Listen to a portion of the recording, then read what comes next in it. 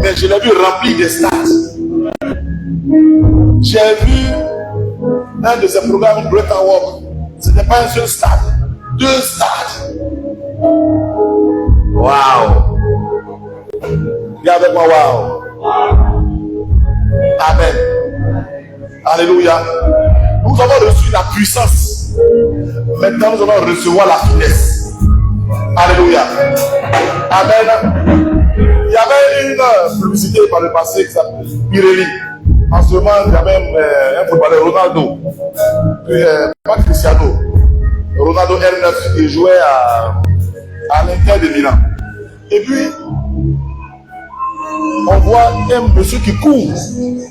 Amen. On voit Ronaldo R9 qui court. Et puis, il arrête la balle, il s'arrête un coup. Puis on met Pirelli. Et on dit, la puissance sans la maîtrise ne vaut rien. Ça va marquer. La puissance sans la maîtrise, elle ne vaut rien. Alléluia. Et je crois que c'est parce qu'on n'a pas cette maîtrise, cette technique, que notre puissance, ça va comme ça. C'est comme si on perd de l'énergie. Amen. Amen. Sous vos ovations, nous allons appeler ici. Je vais l'appeler docteur. Donc on sait qu'on va vers le doctorat. C'est le mec qui avait le docteur.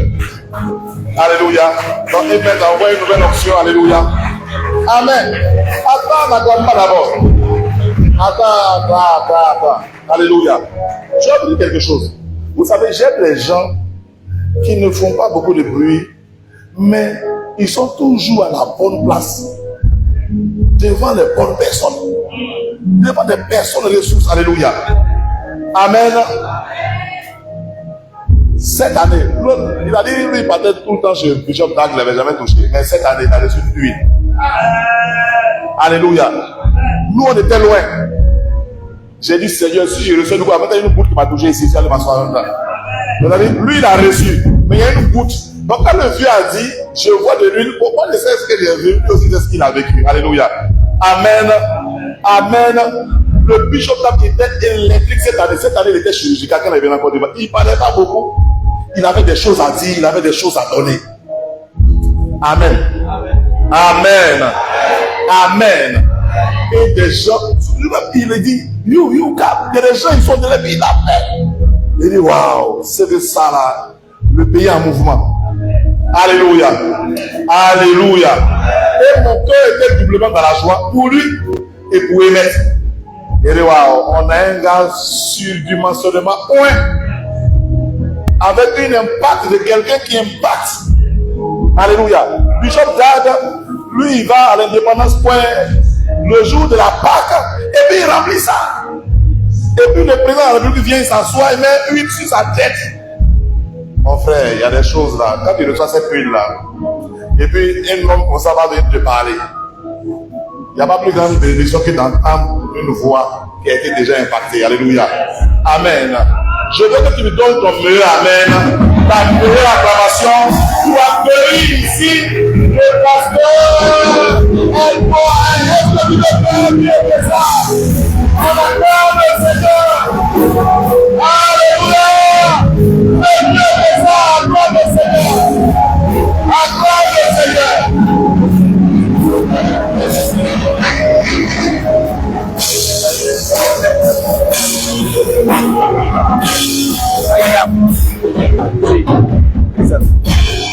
Alléluia. Est-ce que quelqu'un est béni? Amen. Alors, le patriarche, depuis là, il m'appelle docteur. Je ne sais pas qu'est-ce qu'il a vu, mais je reçois. Amen. Alors, la petite anecdote, c'est que quand on rentrait en chambre, mes enfants m'ont demandé si je prêche l'après-midi. Je leur ai dit non. Dans le programme, moi, je prêche le soir. Donc, ils m'ont dit, mais papa, si c'est ça, on va rester en chambre. Toi, tu vas venir seul. Et puis, le soir, tu vas venir nous chercher. Je leur ai dit non. On ne sait pas ce qui peut se passer. Donc, on est venu travailler. Venez. Et puis, voilà comment Dieu a conduit les choses. S'ils étaient restés là-bas, on allait être un peu embêtés. Voyez-vous? Et je dis ça pour nous faire comprendre que Dieu est vraiment dans ce programme. Dieu est vraiment dans ce programme. Si tu es un pasteur, que tu es ici, tu as bien fait d'être là. Et je disais à l'apôtre Israël dans la voiture, je lui disais qu'il y aura un après Emmett. Quand je priais, c'est ce que Dieu m'a dit. Quand je priais pour ce programme, Dieu m'a dit il y aura un après. Le verset qu'il m'a donné, je cite ce passage depuis que je parle, c'est Genèse chapitre 15, à partir du verset 1. Voici ce que la Bible dit. La Bible dit, après ces événements. Et les événements qui ont eu lieu, c'était en Genèse 14, où Abraham est parti sauver Lot et les rois de Sodome parce qu'ils avaient été braqués, attaqués. La Bible dit que Dieu a visité Abraham. Et c'est à partir de là que Dieu a fait une alliance avec Abraham et qu'il lui a fait la promesse de lui donner Isaac. Amen. C'est pourquoi je déclare sur la vie d'un pasteur qui m'entend maintenant. Qu'après ce programme, Dieu va te donner ton témoignage. Après ce programme, Dieu va descendre dans ton ministère et dans ta vie. Dieu va t'apparaître en songe. Dieu va t'apparaître en vision. Après ce programme, Dieu va rentrer dans une alliance avec toi. En fait, pendant que tu es là, tu es en train de tisser l'alliance avec le Seigneur. Et après ce programme, tu vas commencer à marcher dans cette alliance. Si je parle de toi, donne-moi 2 mots. Amen. Amen. Amen. Enlève les 2 au ciel et commence à bénir le Seigneur. Dis Saint-Esprit, parle-moi encore une fois de plus. One more time. One more time. One more time. One more time. Dans la... Donne-moi la tonique. Donne-moi la tonique.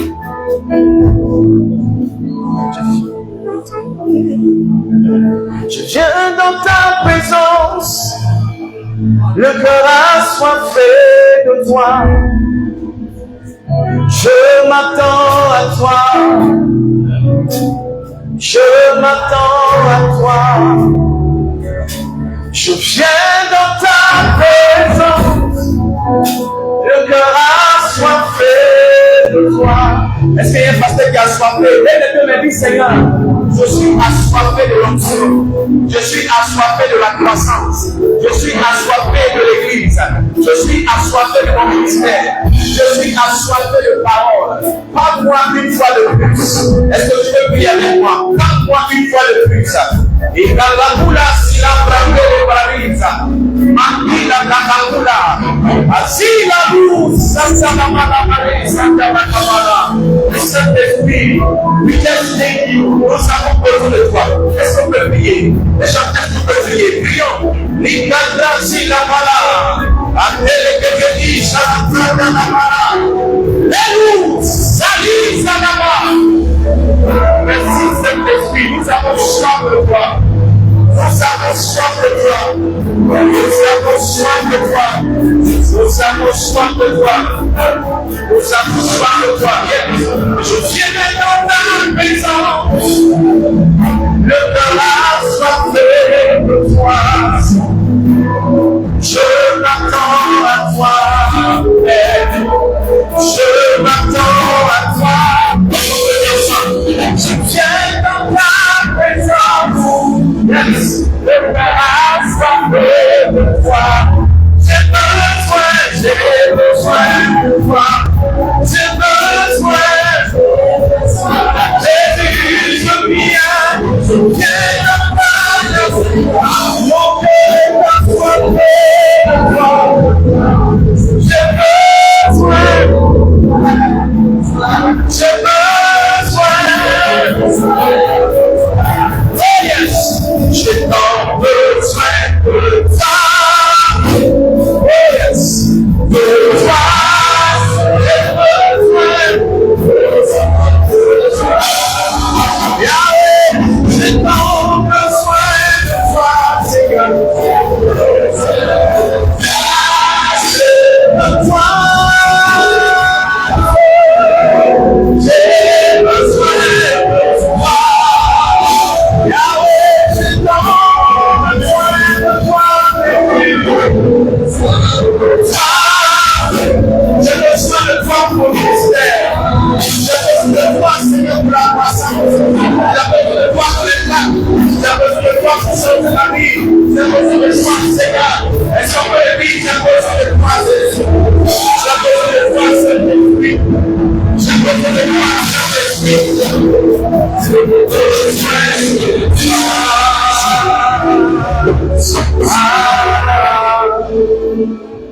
Je vois le roi sur son trône élevé. Je vois le roi chante, briller de son. Est-ce que tu peux chanter avec moi? Je vois le roi dans sa souveraineté. Je vois le roi régner. Est-ce qu'on peut dire encore ensemble? Je vois le roi, le roi, le roi. Je vois le roi.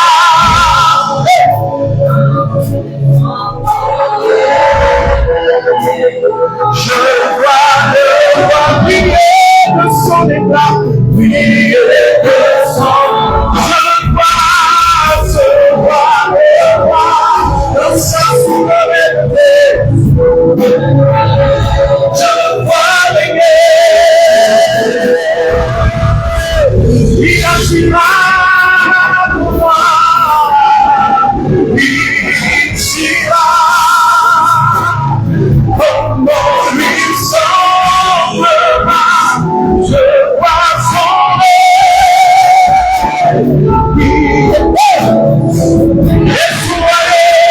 et son amour deviendra, je vois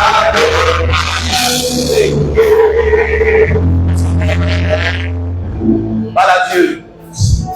Parle-lui ce soir encore. Lui, Seigneur, je suis encore là ce soir. Je suis encore là ce soir. Je suis encore là ce soir. Je suis encore là ce soir. Je suis encore là ce soir. One more time. Je suis encore là ce soir. Est-ce que tu peux parler au Seigneur? Je suis encore là ce soir. Je suis encore là ce soir. Je suis encore là ce soir. Seigneur, je suis là.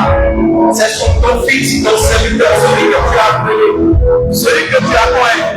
Je suis là encore ce soir. Je suis là encore. Si je me tais, oui, j'apprendrai à écouter la voix du bon berger. Quand je l'entends, oui, je comprends qu'il a payé pour ma quand je trouve bon, dans ta chambre, je vois, c'est quand je trouve bon, je t'entends. Et ta voix de mon cœur. Et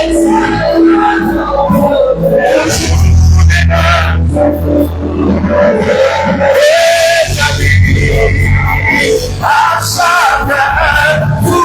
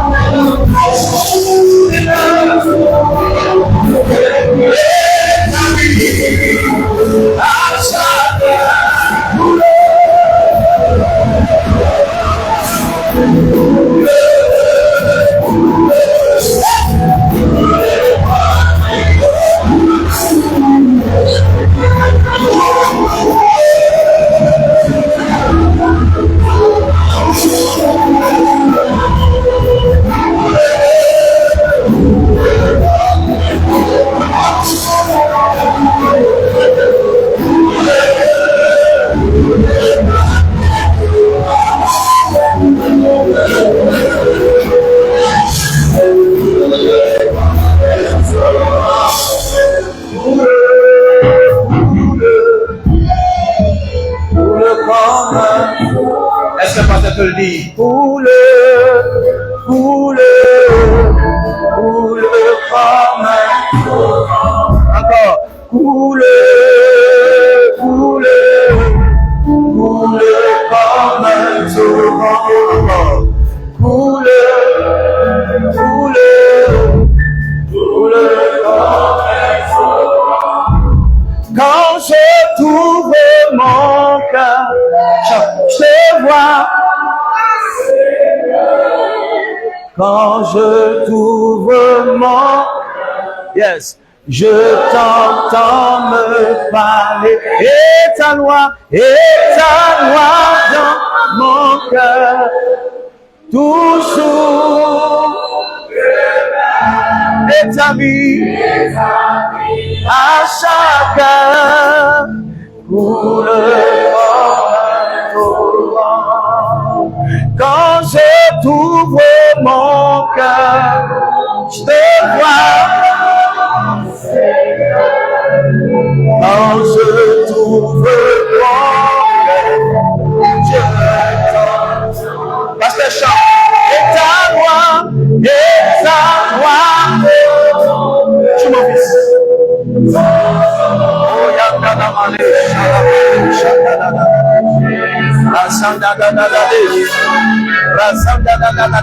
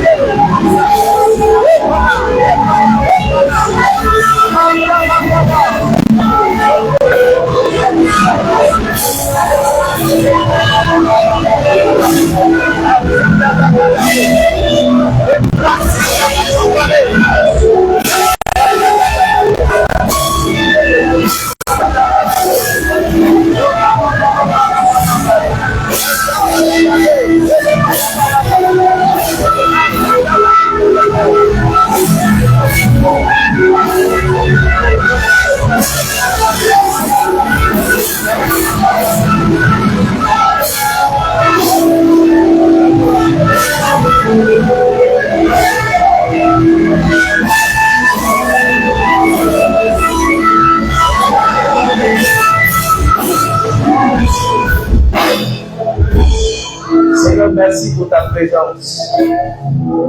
Tu es ici dans ce lieu. Tu as dit, là où deux ou trois sont assemblés en ton nom, tu es là. Et depuis hier, tu nous démontres ta présence. Par la qualité des choses que nous entendons, mais par les signes que tu déploies, mais aussi par ta puissance qui descend sur nous. Nous sommes loin et ton huile est en train de couler sur nous depuis hier. Papa, session après session, tu additionnes la qualité de l'huile, papa, et tu intensifies la puissance du âme. Nous ne sommes reconnaissants. Mais Père, nous voulons une fois de plus que tu intensifies. Nous voulons une fois de plus que tu additionnes. Nous voulons une fois de plus, papa, que tu descendes. Aide-nous à te servir comme tu veux. Aide-nous à accomplir les choses que tu nous as appelées, dans nos visions que tu nous as appelées. Aide-nous à être les serviteurs de la confiance et à la résilience. Aide-nous à être là où tu veux que nous soyons, à faire les choses comme tu veux que nous le fassions. Papa, à nous déployer comme tu veux que nous déployons. Seigneur, nous sommes dans ce soir comme de l'argile en tes mains. Donne-nous la force qui te plaît. Donne-nous la force qui te plaît, Seigneur. Donne-nous la force qui te plaît. Donne-nous la force qui te plaît. Donne-nous l'équipement qu'il faut afin que nous retournions chacun dans son champ et le périsser comme tu veux. Papa, donne-nous les armes qu'il faut afin que nous puissions défendre et conquérir les terres, des personnes, des parties, l'église comme tu veux. Nous ne voulons pas arrêter l'instant et disparaître de notre instant. Nous ne voulons pas commencer et nous arrêter en chemin. Non, nous voulons achever. Nous voulons bâtir et voir notre peuple resté. Voilà que tu bâtis dans notre main dévolée. Tu as dit, je vous envoie afin que vous plantez des fruits et que votre fruit demeure. Seigneur, nous voulons que notre fruit demeure. C'est pourquoi ce soir encore nous t'appelons. Aide-nous une fois de plus. One more time. One more time. Aide-nous une fois de plus. Au nom puissant et merveilleux de Jésus. Quelqu'un m'a dit, je vois Amen. Amen et Amen. C'est dans la présence de Dieu. Alors, on aura une brève session et short session. On aura une brève session, amen, par la grâce de Dieu. Alors, moi, je suis plus ou moins habitué à cette ambiance-là où on commence les sessions à 5 heures et puis finalement on rentre à 23 heures, amen.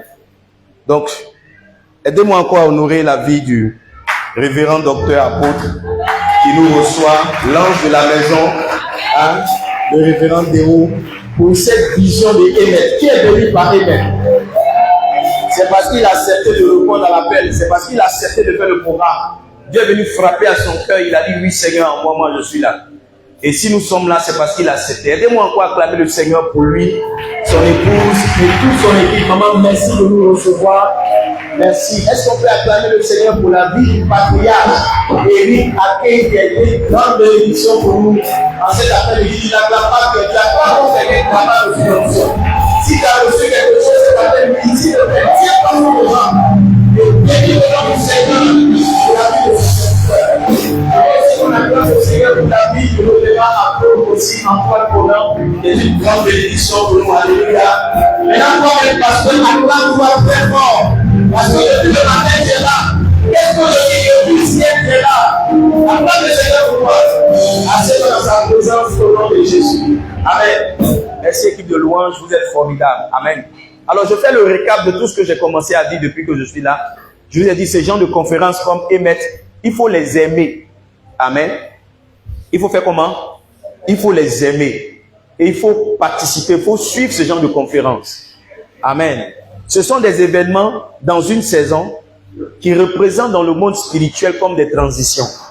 C'est une porte dans l'esprit. Quand tu participes à une conférence comme Émet, c'est comme si tu passais par une porte pour rentrer dans une autre saison de ta vie ou pour rentrer dans une autre dimension, un autre niveau de ton ministère. Ceux qui sont derrière, je suis en train de prêcher. Merci de m'accorder votre silence, s'il vous plaît. Amen. Donc, il faut participer aux conférences comme Émet. Et quand vous participez à ce genre de conférences, il y a 6 choses ou 5 choses que je vous ai enseignées hier. 6 choses qu'il faut rechercher quand vous participez à ces conférences. La première chose, c'était quoi? Quelqu'un se rappelle? Une révélation. Et quand j'ai parlé de révélation, j'ai parlé de 2 choses. Une chose qui est cachée pour vous que vous ne comprenez pas bien. D'accord? Quand vous venez à ce genre de conférence, il faut demander à Dieu de vous aider à comprendre. Par exemple, à comprendre votre appel. À comprendre votre appel. Vous savez, maman, comment j'ai commencé le ministère? Je commençais à ministrer comme chante. Donc, tous les gens qui prophétisaient sur moi dans la chair, ils disaient, tu es un grand chanteur, tu vas aller chanter, chanter. Alors que bon, Dieu m'a accordé, c'est une corde qu'il a mis à mon arc pour que ça m'aide à exercer dans le prophétique. Tu vois, quand je chante comme ça vient avec une certaine atmosphère. Et quand l'atmosphère là, je peux prophétiser. Tu vois? Mais c'est en comprenant davantage mon appel que j'ai compris pourquoi il y a chanson dedans. Tu comprends? Donc toi aussi, en venant à Émet, tu peux avoir une révélation sur ton appel.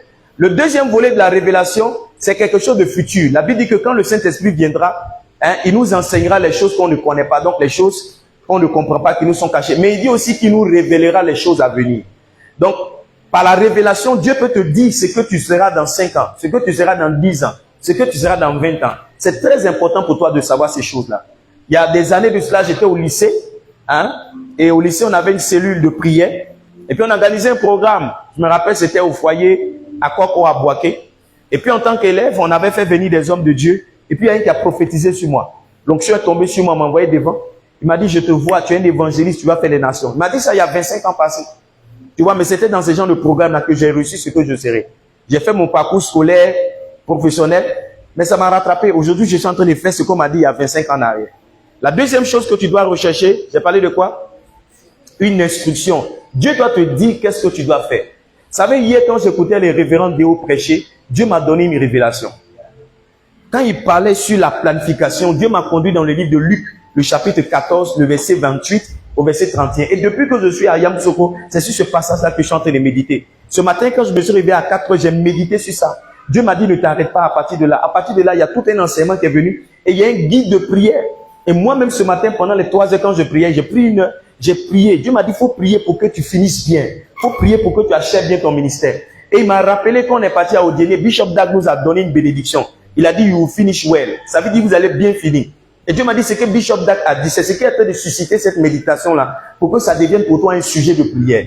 Tu vois, moi je suis venu ici à Émet, mais j'ai reçu pour moi une révélation. J'ai reçu une instruction. La troisième chose que tu dois rechercher, c'est une connexion. Tu as entendu papa parler. Il y a certaines dimensions de ton ministère, ça dépend de qui tu connais. Amen. Ça dépend de qui tu connais. Ça dépend aussi de qui te connaît. Donc quand tu viens à ce genre de conférence-là, c'est important que tu demandes le numéro, tu fasses connaissance, tu vois, tu te connectes à quelqu'un. Le fait que moi je participe en tant qu'orateur à Emet, ça m'a connecté au patriarche. Je ne le connaissais pas avant de venir à Emet. C'est l'année dernière, on a mangé ensemble. J'ai été béni. Aujourd'hui, je le suis sur les réseaux sociaux. Lui aussi voit mon actualité. Tu comprends, non? Je fais partie des gens qui peuvent dire je connais un, il peut dire je connais un. Tu vois, quand je prêchais, sa femme a dit mais c'est qui ce pasteur? Il a dit non, c'est le pasteur, je le connais. Tu vois, c'est une connexion pour moi à une conférence. La quatrième chose qu'il faut rechercher, c'est une onction.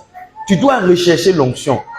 Quand on prie pour les gens, puis tu vois, on dit qu'il faut faire une sémence, tu sens que les gens qui apportent une offrande, on prie pour eux là. Il faut prendre crédit à ton voisin.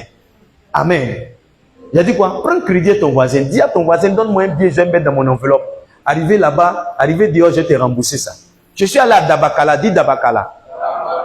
Et parce que Mohamed tenait là-bas une croisade, et les choses se passaient bien. Et il y avait une conférence de pasteurs qu'il tenait. Chaque fois qu'il fait des croisades, il fait en même temps une conférence de pasteurs. Vous êtes là? Et moi, j'étais assis, 3e ou 4e rangée. Et arrivé un moment, il y a un pasteur qui est venu parler à mon oreille. C'est un pasteur anglophone. Il m'a dit, pardon, est-ce que je peux avoir 5 000 francs, toi?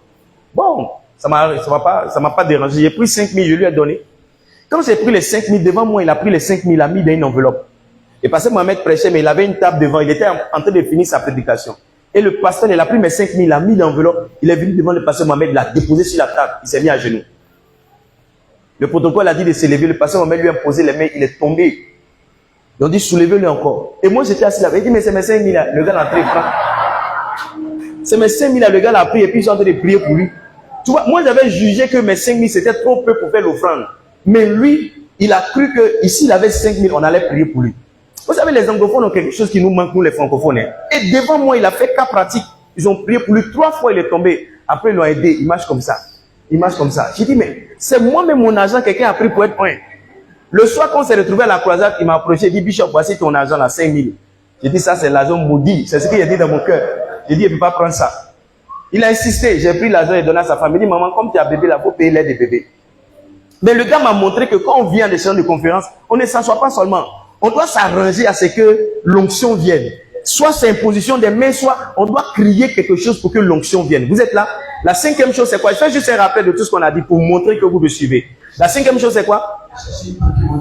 De chercher une documentation. Il faut acheter un livre. Il faut avoir un livre. Quand tu viens à une conférence, tu dois prendre un livre pour partir. Je ne le dis pas parce que je suis venu avec des livres. Ce n'est pas pour moi une opportunité de vendre mes livres. Non, ce n'est pas ça. C'est une habitude que tu dois avoir. Chaque fois que tu vas quelque part, tu dois prendre comme souvenir un livre. Surtout si un homme de Dieu, pendant qu'il prêchait, il a présenté un livre. Ou bien il a cité un livre comme exemple.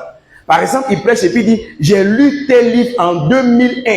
Ce livre a été une bénédiction pour moi. Quand tu vas à la conférence, c'est un livre que tu dois chercher pour aller lire. Dieu est en train de te montrer le canal par lequel il va t'ouvrir les yeux sur la prochaine saison de ton ministère. Amen.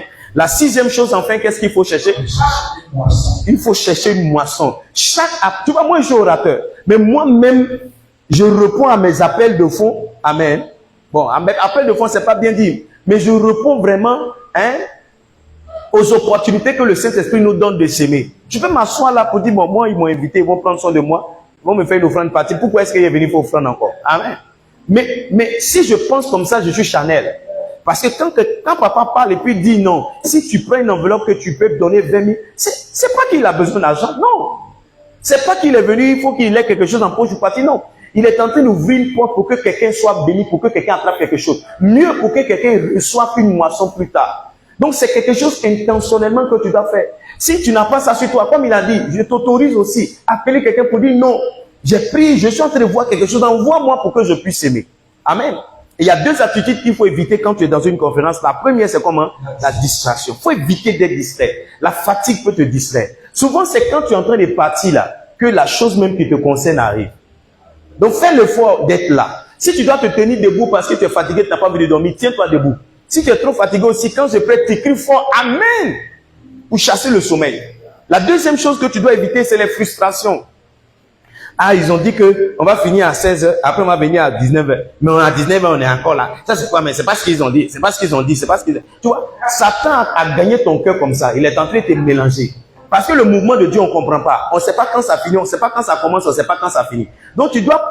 En fait, la frustration et puis la distraction, c'est de garder ton cœur concentré sur ce qu'il est en train de faire. Parce qu'à n'importe quel moment, ta visitation peut venir.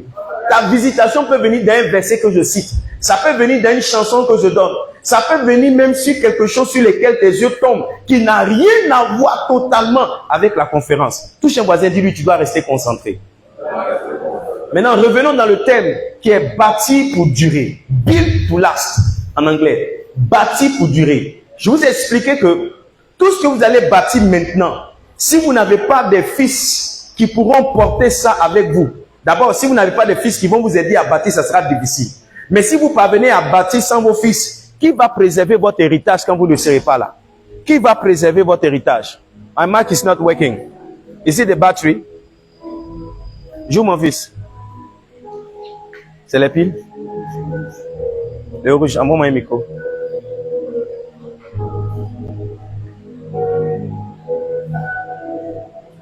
Donc je disais que vous avez besoin des fils. Vous avez besoin d'ouvriers pour bâtir. Amen. Et c'est bien de prier pour que Dieu vous donne des ouvriers. Est-ce que vous me suivez? Mais c'est mieux d'avoir la sagesse de transformer les membres qui viennent aux églises en ouvriers et en fils. Amen. Et je vous ai dit que la transformation vient uniquement par la formation. Pas uniquement, mais une clé qui envoie la transformation de ces membres-là en fils, c'est une formation. Vous devez être intentionnel pour former les gens que Dieu vous envoie. Vous devez être comment? Intentionnel pour former ces personnes. Jésus-Christ a pris des gens comme Pierre. Bring me the mic, please. Jésus-Christ a pris quelqu'un comme Pierre. C'était un pêcheur. Il a pris quelqu'un comme Matthieu. C'était un péager. Il a pris les frères Jacques et Jean. C'était aussi des pêcheurs. Mais voyez-vous, au bout de 3 ans de formation, ils sont devenus des apôtres. Donc, les menuisiers que Dieu t'envoie, les banquiers que Dieu t'envoie, les fonctionnaires que Dieu t'envoie, si tu les mets dans un mécanisme de formation comme Jésus, au bout de 3 ans, ils pourront être aussi des apôtres. Tu pourras les envoyer dans des champs de mission. Ils pourront te soutenir dans l'œuvre que tu fais. Et demain, quand tu ne seras pas là, c'est eux qui prendront le témoin pour continuer le ministère que tu as démarré. Alléluia. Et je vous ai expliqué ce matin-là 7 clés ou bien 7 moyens ou bien 8 moyens par lesquels vous pourrez former. Le premier moyen, c'était comment vous pouvez former par quoi? Par les livres. Alléluia. Vous pouvez prendre un livre ou un, et puis à partir de ce livre-là, enseigner votre église. Par exemple, Bishop Dag a écrit un livre sur la loyauté. Vous pouvez enseigner votre église sur l'importance d'être loyal et expliquer la loyauté, l'importance de la loyauté, les étapes de la déloyauté à partir du livre du Bishop Dag. Le deuxième moyen par lequel vous pouvez former, pardon, je vous ai dit que la chose principale dans la formation, c'est l'enseignement, c'est pas ça? Et la deuxième chose à partir de laquelle vous pouvez enseigner, c'est quoi? Des écoles. Chaque pasteur ici doit mettre en place dans son église une académie. Une académie. Selon la taille de votre église, vous pouvez commencer avec 2 niveaux. La classe d'intégration et la classe de discipulat. Au fur et à mesure que votre église grandit, vous pouvez ajouter la classe maintenant des ministres ou bien des ouvriers. Quand l'église grandit encore, vous pouvez placer maintenant la classe des leaders, où vous formez des pasteurs, les apôtres, des missionnaires que vous pourrez envoyer. Si vous n'avez pas ça, votre église ne pourra pas grandir. Votre église ne pourra pas connaître d'expansion. Amen. Donc, chers pasteurs, allez demander la grâce et la force à Dieu pour mettre en place une académie dans votre église. Ne dites pas, oh, je ne connais pas. Vous savez comment j'ai accepté ces choses-là? La grâce pour le faire est venue, pardon. J'ai commencé à enseigner des messages sur la sotériologie. J'ai commencé à enseigner la pneumatologie. J'ai commencé à enseigner l'homilétique et l'herméneutique. C'était des choses que je ne connaissais pas, que je ne savais pas. Bon, j'avais une idée vague, mais je ne savais pas que je pouvais les enseigner. Ma femme m'a demandé une fois, où tu as appris toutes ces choses? J'ai dit non. Quand Dieu m'a donné la vision et le cœur pour commencer ces choses-là, c'est comme s'il a placé en moi le cœur pour aller interroger, lire des livres, faire des formations sur Internet. Et toutes ces... J'ai une documentation. Je pense que c'est pour ça que papa m'appelle docteur depuis un certain moment. Et ce n'est pas le seul qui m'appelle docteur. En acceptant de faire l'académie, c'est comme s'il y a une grâce qui est venue sur moi pour comprendre la Bible autrement et mettre en place des documentations. Donc, tous les cours qu'on donne dans notre académie, il y a des fascicules pour ça. Au bout de 2 ans, 3 ans, quand on va avoir l'expérience dans la formation, on va en faire des livres pour formation de pasteurs. Le 3e moyen par lequel vous pouvez faire la formation, j'ai dit quoi? Par comment? Par les fils. Vous pouvez envoyer certains de vos fils qui ont compris le message, qui peuvent former d'autres. Amen. Chez moi, par exemple, Mon fils joue au piano, c'est vrai. Mais je lui dis de former d'autres pianistes. Donc je suis venu avec lui, mais il y a quelqu'un qui a joué à l'église hier quand on n'était pas là. Est-ce que vous comprenez? Donc un fils qui a attrapé votre esprit, qui connaît vos voix, qui connaît votre manière de faire dans le ministère, vous devez l'amener à former d'autres personnes. Celle qui chante comme tu veux, tu dois l'encourager à former d'autres personnes aussi à chanter comme tu veux. Celui qui dirige comme tu veux, tu dois l'encourager aussi à former d'autres personnes à diriger comme tu veux. Quatrième moyen par lequel tu fais la formation, tu fais l'enseignement, il y a quoi? Hein? Des camps, c'est ça non? Des camps. Les camps, c'est quoi? C'est un rassemblement que vous avez à l'église. Par exemple, ce que nous sommes en train de faire, c'est comme un camp. La seule différence, c'est qu'on ne dort pas sur place. Mais on s'est rassemblés à l'église. Depuis le matin, on est là jusqu'au soir. On est en train de recevoir la parole. On est en train de recevoir la parole. Certains pensent qu'ils dorment. Votre corps dort, mais votre esprit est en train de recevoir la parole. Parce que la parole n'est pas pour votre corps. La parole est pour votre esprit. Même dans le sommeil, la parole est en train d'agir. Oui, c'est une semence qui va porter du fruit bientôt. Vous pouvez avoir à la suite des camps, des retraites. C'est-à-dire vous pouvez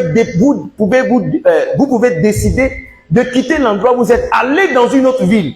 Parce que vous savez, quelquefois, le message n'est pas dans ce qu'on dit du haut de la chair. Mais le message aussi se trouve dans tout ce qu'on voit à gauche et à droite.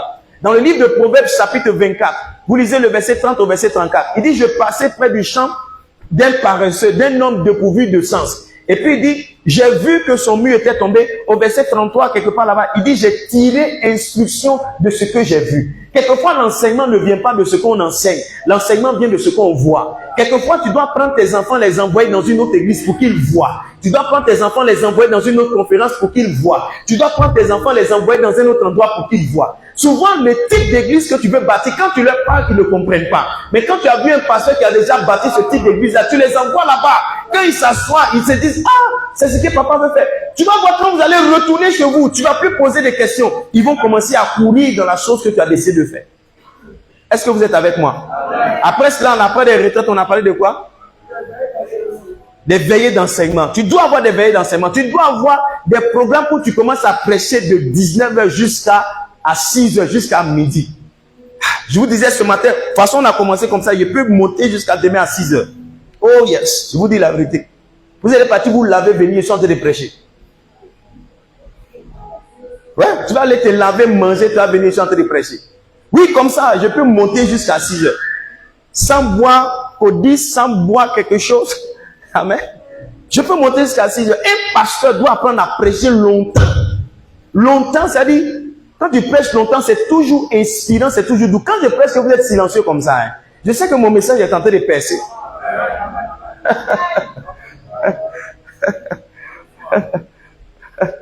Alléluia. Maintenant, ce soir, je vous ai dit que la session ne sera pas longue. Mais vous savez, quand vous êtes un enseignant, il y a quelque chose que vous devez apprendre. On dit la répétition est comment? Voilà. Donc, un enseignant doit apprendre à répéter ce qu'il dit. C'est aussi une technique d'enseignement. Parce qu'il y a des gens pour qui ça ne rentre pas la première fois. C'est la deuxième fois qu'ils attrapent. Donc, si tu as prêché une seule fois, tu penses qu'ils ont compris, tu es passé à côté. Il faut répéter ce que tu as dit. Quand tu enseignes, tu dois apprendre à faire le rappel de ce que tu as dit. Toi-même, ça t'aide à retenir tous les points que tu as prêchés. Après, ça reste dans ton esprit, tu peux prêcher facilement. Philippiens, le chapitre 3, le verset 1. Qu'est-ce que l'apôtre Paul dit? L'apôtre Paul dit, je ne me lasse pas de vous enseigner les mêmes choses. Il dit, car pour vous, cela est salutaire. C'est bon qu'un pasteur revienne sur les mêmes choses quelquefois. Il ne faut pas être pressé d'enseigner 15 000 mystères la même année. Tu peux rester sur un mystère pendant un mois. Je parle du renoncement depuis la fin du mois de mars. Tout le mois d'avril, j'ai parlé de renoncement. Ma première prédication de mai, je voulais prêcher sur le service. Le Saint-Esprit m'a dit, reste sur le renoncement. Maintenant que je suis ici avec vous à la radio, je suis en train de prêcher mon message du dimanche. Mais c'est encore le renoncement. Je disais à mes enfants dans la voiture, je disais les gens de Daboula, c'est-à-dire ils vont être ambiancés par le renoncement jusqu'à eux me voir finir par abandonner beaucoup de choses pour marcher avec Jésus. Donc tu ne dois pas être fatigué, tu dois revenir sur les choses, Parce que c'est comme ça, les gens ne retiennent pas toujours au premier enseignement. Amen. Maintenant ce soir, je vais partager avec toi qu'est-ce qu'on enseigne et quels sont les gens qu'on enseigne. Parce que tous les fils ne sont pas des brebis, il y a des cabris. Tous les membres ne sont pas des brebis.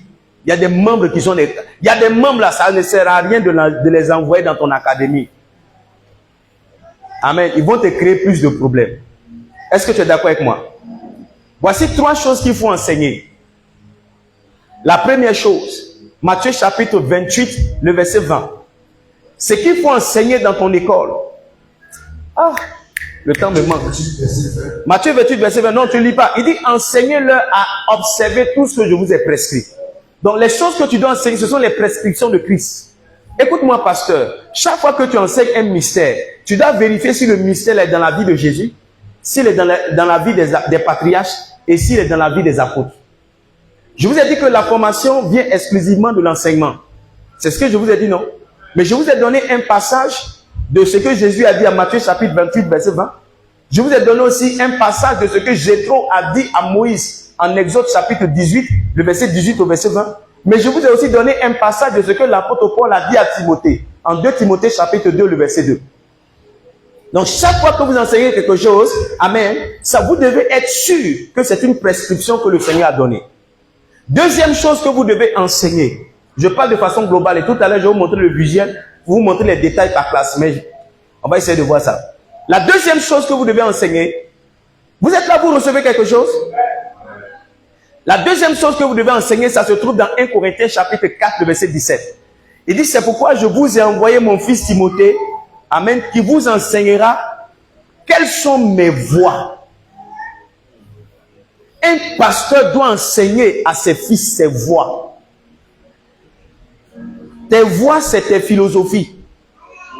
Tes voies, c'est les doctrines profondes auxquelles tu crois. Par exemple, excusez-moi, peut-être que ce n'est pas le cas pour vous, mais moi, je crois au ministère de la femme. Parce que je suis le produit du ministère d'une femme. C'est une femme qui m'a gagné à Christ. J'ai fait mes premiers pas auprès d'une femme. Donc, si une femme ne devait pas être pasteur, moi, je ne serais pas né de nouveau. Est-ce que vous comprenez ce que je suis en train de dire? Donc, chez nous, on encourage les femmes à être des bergers et embrasser le ministère pastoral. Est-ce que vous me suivez? Maintenant, chez toi, on peut ne pas faire ça. On n'est pas ennemis. Amen. Hein? On ne va pas se battre pour ça. Alléluia. Tu as ton verset, moi aussi j'ai mon verset. Alléluia. Amen. Voilà. Mais chez moi, j'explique, j'encourage les femmes. Donc, ça, c'est mes voix. Une de nos voix, par exemple, c'est qu'on croit au travail.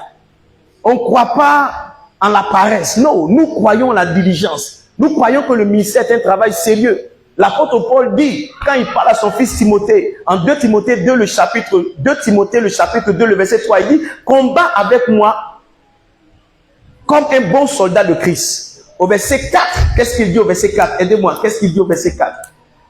Au verset 5, il dit, surtout au verset 6 plutôt, il dit, il faut que le laboureur travaille pour recueillir les fruits. Au verset 5, il dit, au verset 4, pardon, il dit, il n'y a pas de soldat qui s'embarrasse des affaires de la vie s'il veut plaire à celui qui l'a enrôlé. Au verset 5, il dit, et l'athlète doit respecter les règles lorsqu'il court la course. Et puis au verset 6, il dit, il faut que le laboureur travaille pour recueillir les fruits. Donc à partir de ces trois versets-là, j'enseigne à mes enfants que le ministère, c'est premièrement des sacrifices. Deuxièmement, c'est la discipline. Troisièmement, c'est un travail. Donc, nos voies à l'église, c'est le sacrifice, la discipline et le travail. On ne supporte pas la paresse. Si tu n'es pas prêt à servir dans l'église, va te reposer. Mais quand tu vas venir, il faut qu'on travaille sérieusement. Donc, un pasteur doit enseigner à son église, à ses fils, ses voies. Troisième chose qu'un pasteur doit enseigner, il doit enseigner à ses enfants ses manières. C'est comment? Ces manières. Par exemple, une manière que nous, on a chez nous, c'est de travailler avec excellence. On n'aime pas la médiocrité. On n'aime pas tout ce qui est, je n'aime pas tout ce qui est à peu près. Tout ce qui est à peu près combat mon onction. Je vois un esprit et un démon partout. Quand je vois des choses qui ne sont pas bien faites. Donc quand une soeur vient chanter que ses habits sont froissés, ça m'énerve. Elle n'est pas bien coiffée. Elle a fait natte depuis 2 mois. Ses cheveux sont sortis sur le côté comme ça. Ça c'est quoi? Moi, je ne travaille pas comme ça. Donc, j'enseigne à mes enfants que ici, si on doit recevoir le responsable de la commune, on arrange notre maison, je ne comprends pas pourquoi, pendant qu'on doit recevoir Dieu, on doit rendre la maison bizarre. Donc, j'enseigne ça intentionnellement. J'enseigne premièrement, je dis quoi? Les prescriptions. Deuxièmement, les quoi? Les voies. Et troisièmement, les quoi? Les manières. Les manières. Donc, tu enseignes les prescriptions, la doctrine chrétienne. Deuxièmement, tu enseignes les voies, la particularité de ton ministère, le type d'opération que le Saint-Esprit a avec toi. Troisièmement, maintenant, tu enseignes la manière que tu as de faire le ministère. Est-ce que vous êtes avec moi? Je vous ai dit que la session ne sera pas longue. Hein. Si vous voulez, on finit dans 5 minutes, 10 minutes ou bien 30 minutes. C'est vous qui décidez.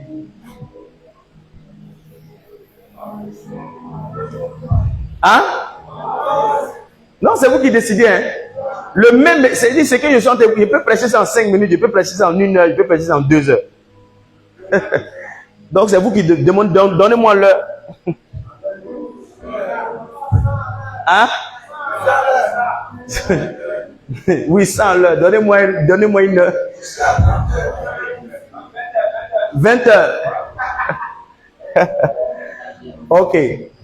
Alors maintenant, quelles sont les personnes à qui il faut enseigner? Amen.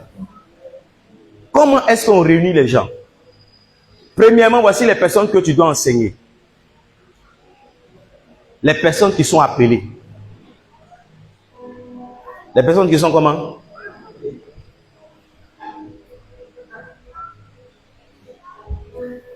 Tu vas me dire, pasteur, comment je fais que les personnes soient appelées? Il faut leur demander.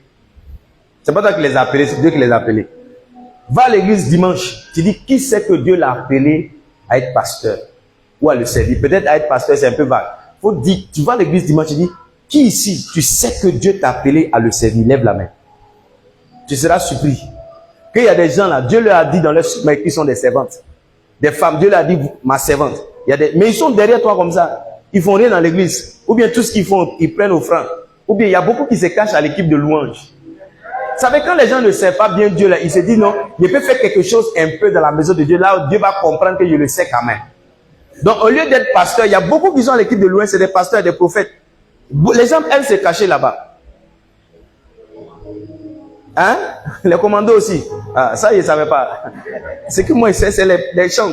Dans les chants, il y a beaucoup de pasteurs. Il y en a qui sont passionnés par la musique. Donc, ils préfèrent rester là-bas.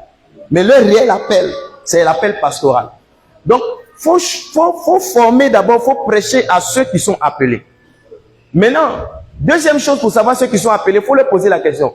Mais toi-même, tu es le pasteur là, Dieu doit te donner un message sur l'ensemble de tes membres qui sont là. Parce que, cher pasteur, je te dis la vérité. Quand Dieu t'envoie des gens, c'est parce qu'il est conscient qu'il y a quelque chose qui t'a donné qui peut répondre à leurs besoins. Depuis 3 ans, il y a beaucoup de pasteurs qui viennent me voir. Même avant ça, il y a beaucoup de pasteurs qui viennent me voir. Pasteur, hein, vraiment, je suis venu te saluer. Je suis venu voir comment tu travailles. Est-ce que tu peux me donner des conseils? Donc moi, avant, quand les pasteurs venaient me voir, je disais, ah, moi, je ne connais rien. Voici, moi, je m'en vais chez Bishop Dak. Je m'en vais chez Pasteur Mohamed. Voici, je m'en vais. Et puis, je fais mes conférences. Ce qu'on me dit là, c'est ce qu'il vient faire. Donc, les choses ont commencé à se multiplier. Arrivé un moment, le Saint-Esprit m'a dit, il faut arrêter de faire ce que tu fais. J'ai dit, ah, je pensais que je faisais bien. Il dit, non, il faut arrêter de... Il m'a dit, tous les gens que je t'envoie, c'est parce que j'ai estimé qu'il y a quelque chose en toi qui peut les aider. C'est pourquoi je les envoie avec toi. Donc, quand Dieu t'envoie des membres, surtout des gens qui sont appelés, c'est parce que Dieu a placé en toi le lait. Yes. Is it off again?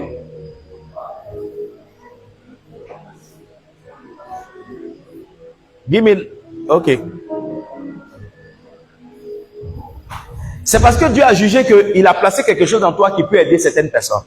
Donc, les appelés qui sont dans ton ministère, là, hein, Dieu a placé en toi la semence qu'il faut pour les aider. Cher pasteur, je vais vous dire la vérité. Quand vous ne faites pas cette révélation, au bout d'un moment, Dieu vous arrache les personnes qu'il vous a données. Donc, il y a une soeur ou bien un frère qui est venu dans ton église, il chante. Son réel appel, c'est un appel de pasteur.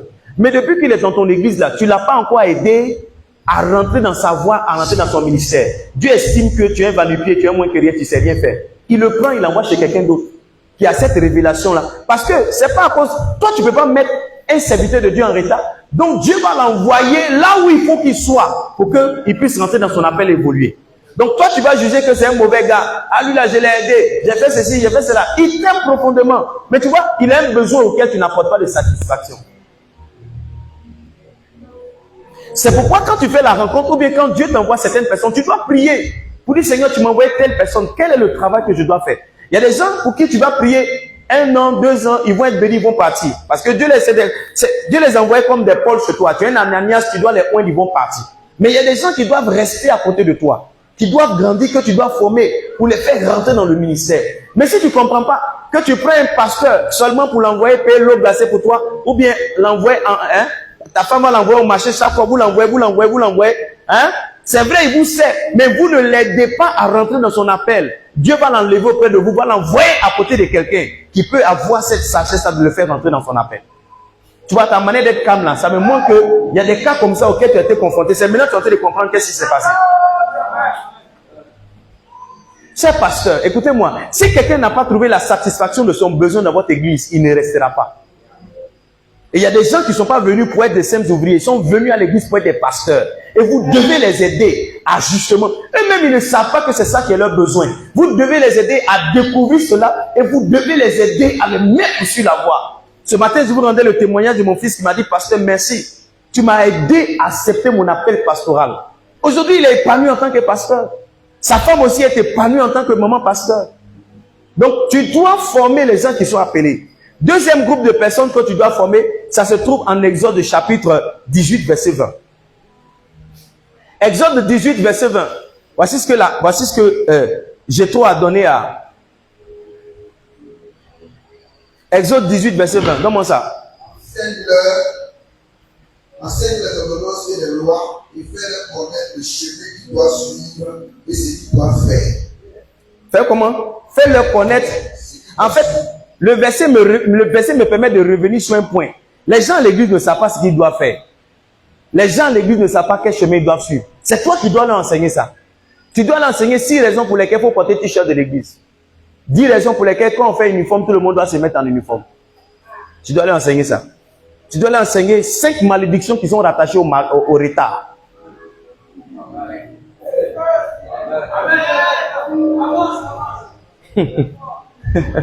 Tu dois leur enseigner 10 malédictions qui sont rattachées au fait de ne pas donner. Tu dois leur enseigner qu'est-ce qui arrive à ceux qui n'ont pas leur pasteur. Tu dois leur enseigner. Parce qu'ils ne savent pas. Il dit enseigne, mais c'est pas ça. Ce qu'ils doivent faire, le chemin qu'ils doivent suivre. Tu dois leur enseigner ça. Le verset 21 m'intéresse. Il dit choisis parmi le peuple. Donne-moi le verset 21. Choisis parmi tout le peuple des hommes capables. Des hommes comment? Capables. Des hommes comment? Capables. Donc quand tu regardes dans l'église là, les gens qui ont un certain don, capable c'est quoi? Ça veut dire que quelqu'un qui a une capacité.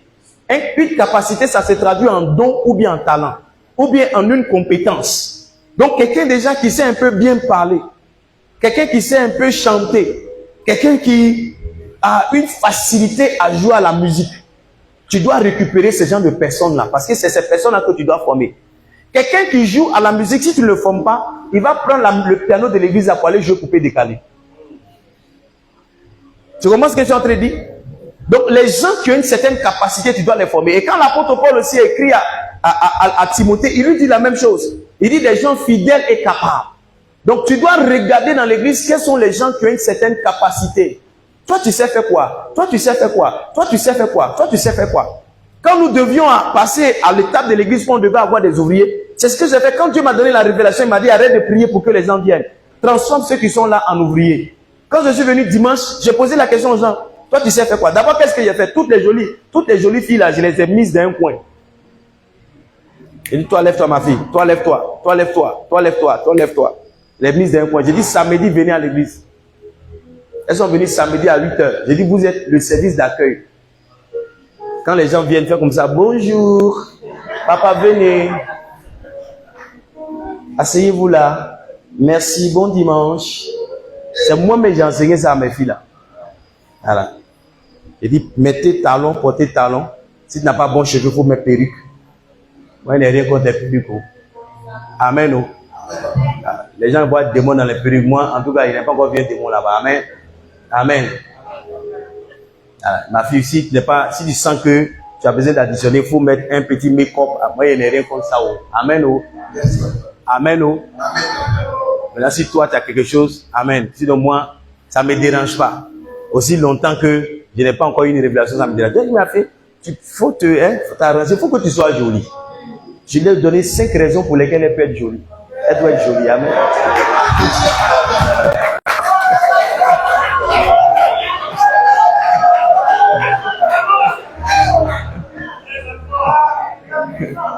Avant que Ashéris ne marie Esther, Amen. On dit que l'eunuque Hégai, il a donné les meilleurs produits à Esther. C'est pas ça? Tu penses qu'Esther a fait quoi ça? Elle s'est maquillée, elle s'est pomadée à ça. Donc j'ai dit, ma fille, on ne sait jamais, Assuérus veut rentrer. S'il n'a pas vu Esther, il ne va pas la marier. Donc la première raison pour que tu sois belle, c'est que Assuérus veut rentrer. Tu es célibataire. Donc on ne sait jamais. Tu peux accueillir ton mari à la porte. Elle dit, oui, papa, c'est vrai. Papa, c'est vrai. Amen. Tu comprends? Donc tu choisis ceux qui ont des capacités. Tu demandes aux gens, qui sait jouer au piano? Qui ne maîtrise pas, mais qui a déjà touché piano? Quelqu'un qui a déjà touché piano, il est plus avancé que quelqu'un qui n'a jamais vu piano. Ceux-là, tu les récupères. Qui sait chanter? Qui chante un peu, tu les récupères. Tu dis, vous êtes groupe musical. Au début, là, ça ne sera pas parfait. Au début, ça sera bizarre. Mais tu vois, par la formation, la transformation va venir. Et avec l'expérience, la maîtrise va s'installer. Est-ce que tu comprends ce que je suis en train de dire? Amen. Deuxième catégorie de personnes. Troisième critère. Premier critère, j'ai dit quoi? Il faut former les gens qui sont appelés. Deuxième, les gens qui ont une certaine capacité. Vous savez, naturellement, il y a des gens qui sont nés avec certains dons. Chez moi, là, chez nous, ma famille A1, la grande famille A1, on est tous des musiciens naturellement. Voilà. C'est quelque chose qui est chez nous. Tous mes frères savent chanter, sauf un seul. Voilà. On est 5, on est 6 au total, on est 5, on chante. Tu vois comme je chantais là? Si ma petite soeur est là, que mon petit frère est là, on n'a pas fait des répétitions, on chante en chœur. Mon papa va venir aussi, il fait le chœur, ma maman, c'est comme ça. J'ai des cousins qui jouent à la trompette. On est tous, dans chaque famille, il y a un instrumentiste. Donc mon fils n'est pas le seul pianiste dans notre grande famille. Il y a mes cousins qui Accra, ils jouent au piano aussi. Tu vois? Donc chez nous, ça c'est naturel. Il y a des gens comme ça. Maintenant, tu dois découvrir chez chaque personne qu'est-ce que Dieu a déjà donné pour l'envoyer. Vous savez, cher pasteur, l'un des boulots les plus difficiles pour un pasteur, c'est de découvrir dans quelle poche chacun peut évoluer et le mettre là. Quand tu as découvert où chacun de tes enfants peut évoluer, quand tu mets chacun à sa place, l'église va facilement. Si tu n'as pas pris la bonne personne pour être ton assistante, tu seras toujours en train de crier. Moi, je ne t'ai pas dit que je ne veux pas l'eau glacée, et puis tu m'envoyais l'eau glacée. Je ne t'ai pas dit que je ne bois pas coca, et puis tu m'envoyais coca. Tu vois? Mais si tu prends quelqu'un qui a la bonne place, avant même que ce qui est dans ta tête, tu penses à ça, la personne sera là. Hein? J'ai une de mes assistantes, j'ai mon assistant. Souvent, je suis assis comme ça à l'église. Je suis assis comme ça, j'ai besoin de quelque chose, mais où je suis assis là, je cherche le regard de quelqu'un pour qu'il lui dise bien. Au moins, j'ai réalisé, j'entends quelque chose dans mon oreille, papa, tu veux quelque chose? Puis, ma fille, il faut me donner ça, il faut me donner ça, Et puis, sans que les gens ne se rendent compte, elle va régler un problème pour moi. Est-ce que vous êtes là? Donc, première catégorie de personnes qu'il faut former, c'est comment? Les appeler. Deuxième, c'est comment? Les gens qui ont une capacité. Les gens qui ont une capacité. Troisième, il faut regarder, il dit quoi? Ceux qui ont la crainte de Dieu. Les gens qui ont peur de Dieu. Ça veut dire les gens qui marchent dans la sanctification. Et au moins. Écoute-moi, lève la tête derrière moi. Il faut prendre les gens qui sont convertis. C'est pas parce que tu es trop serré d'instrumentistes que tu allais prendre un païen. Quelqu'un qui vient jouer ton piano, mais c'est-à-dire quand tu le regardes, mais tu sens que le gars là, il n'y a rien de Jésus en lui-même. Tu sais, ce genre de personnes, c'est vrai, vont jouer pour toi, hein, mais ils seront toujours en train de faire battre ton cœur. Il va venir en retard, il va t'exiger de l'argent. Quand on va dire tout le monde s'habille en noir, il va s'habiller en bleu. Quand on va dire non, tout le monde n'a qu'à se peigner, il va aller mettre mèche dans ses cheveux, il va mettre des trucs sur ses doigts. Tu comprends ce que je suis en train de dire, non? Il fait ton travail, mais il te rend lourd et nerveux dans le travail. Il faut prendre les gens qui craignent Dieu. Tu vas moins parler, tu vas moins souffrir. Si tu ne prends pas des gens qui craignent Dieu, tu vas avoir dans ton église, parmi les serviteurs, des gens qui s'enseignent, des gens qui se cherchent, des gens qui... Parce que tu sais, pour que quelqu'un soit ici et puis pense à faire du mal, c'est qu'il n'a pas peur de Dieu. Mais quand quelqu'un a peur de Dieu, il se dit, même si on dit, ici c'est la maison de Dieu, il y a des choses qu'il ne peut pas faire. Un frère et une soeur, sous prétexte qu'il partait faire intercession, il partait coucher dans un temple. Oui. Je ne sais pas si la soeur est tombée malade, elle est venue se repentir en plein dimanche. Vendredi, ils vont, non, on se va prier, on se va chercher Dieu, Ils s'enferment dans le temple et puis ils couchent ensemble à la maison de Dieu. Et l'église où ils font ça, c'est l'église d'un de mes papas. L'église s'est vidée du jour au lendemain. Parce qu'il a pris des gens qui ne craignent pas Dieu.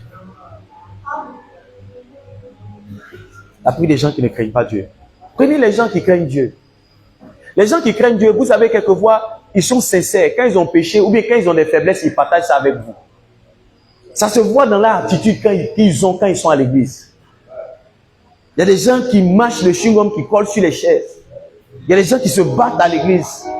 Il y a des gens qui n'ont pas de révérence quand ils rentrent à l'église. Ils traînent les pas propres. Et ceux qui prennent le téléphone à l'église, là, c'est parce qu'ils ne craignent pas Dieu. Sinon, tu ne peux pas t'asseoir devant ton patron au travail, puis ton téléphone va sonner, tu vas prendre pour dire allô. Tu ne peux pas. Tu sais que tu n'as jamais travaillé, sinon tu ne peux pas. Tu ne peux pas. Parce que la crainte, le respect que tu as pour ton patron, fait que tu ne peux pas faire ça. Donc quand tu vois quelqu'un qui fait ça, faut pas le juger. Il faut savoir que lui là, son niveau de crainte est bas. En fait, il faut savoir où le mettre, c'est tout.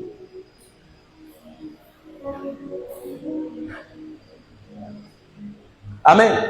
Moi, chez moi, je te reprends. Parce que c'est comme si tu insultais mon papa. Tu sais que si quelqu'un a une attitude déplacée devant ton papa, tu n'as pas laissé faire. Genre, ton papa est assis comme ça, il est assis au salon, et puis il y a quelqu'un qui vient et tape ses pieds comme ça, ou bien il fait du bruit. Même si ton papa ne dit rien, toi-même tu vas le reprendre. Donc moi, quand je presse, si quelqu'un a une attitude déplacée dans la maison de Dieu, je le reprends. Par exemple, si je te vois sortir ton téléphone, je te dis, j'espère que ce que tu vas dire, c'est plus important que ce que je prêche. Donc tout le monde va te regarder. Si tu peux accepter que tout le monde te regarde, il faut partir.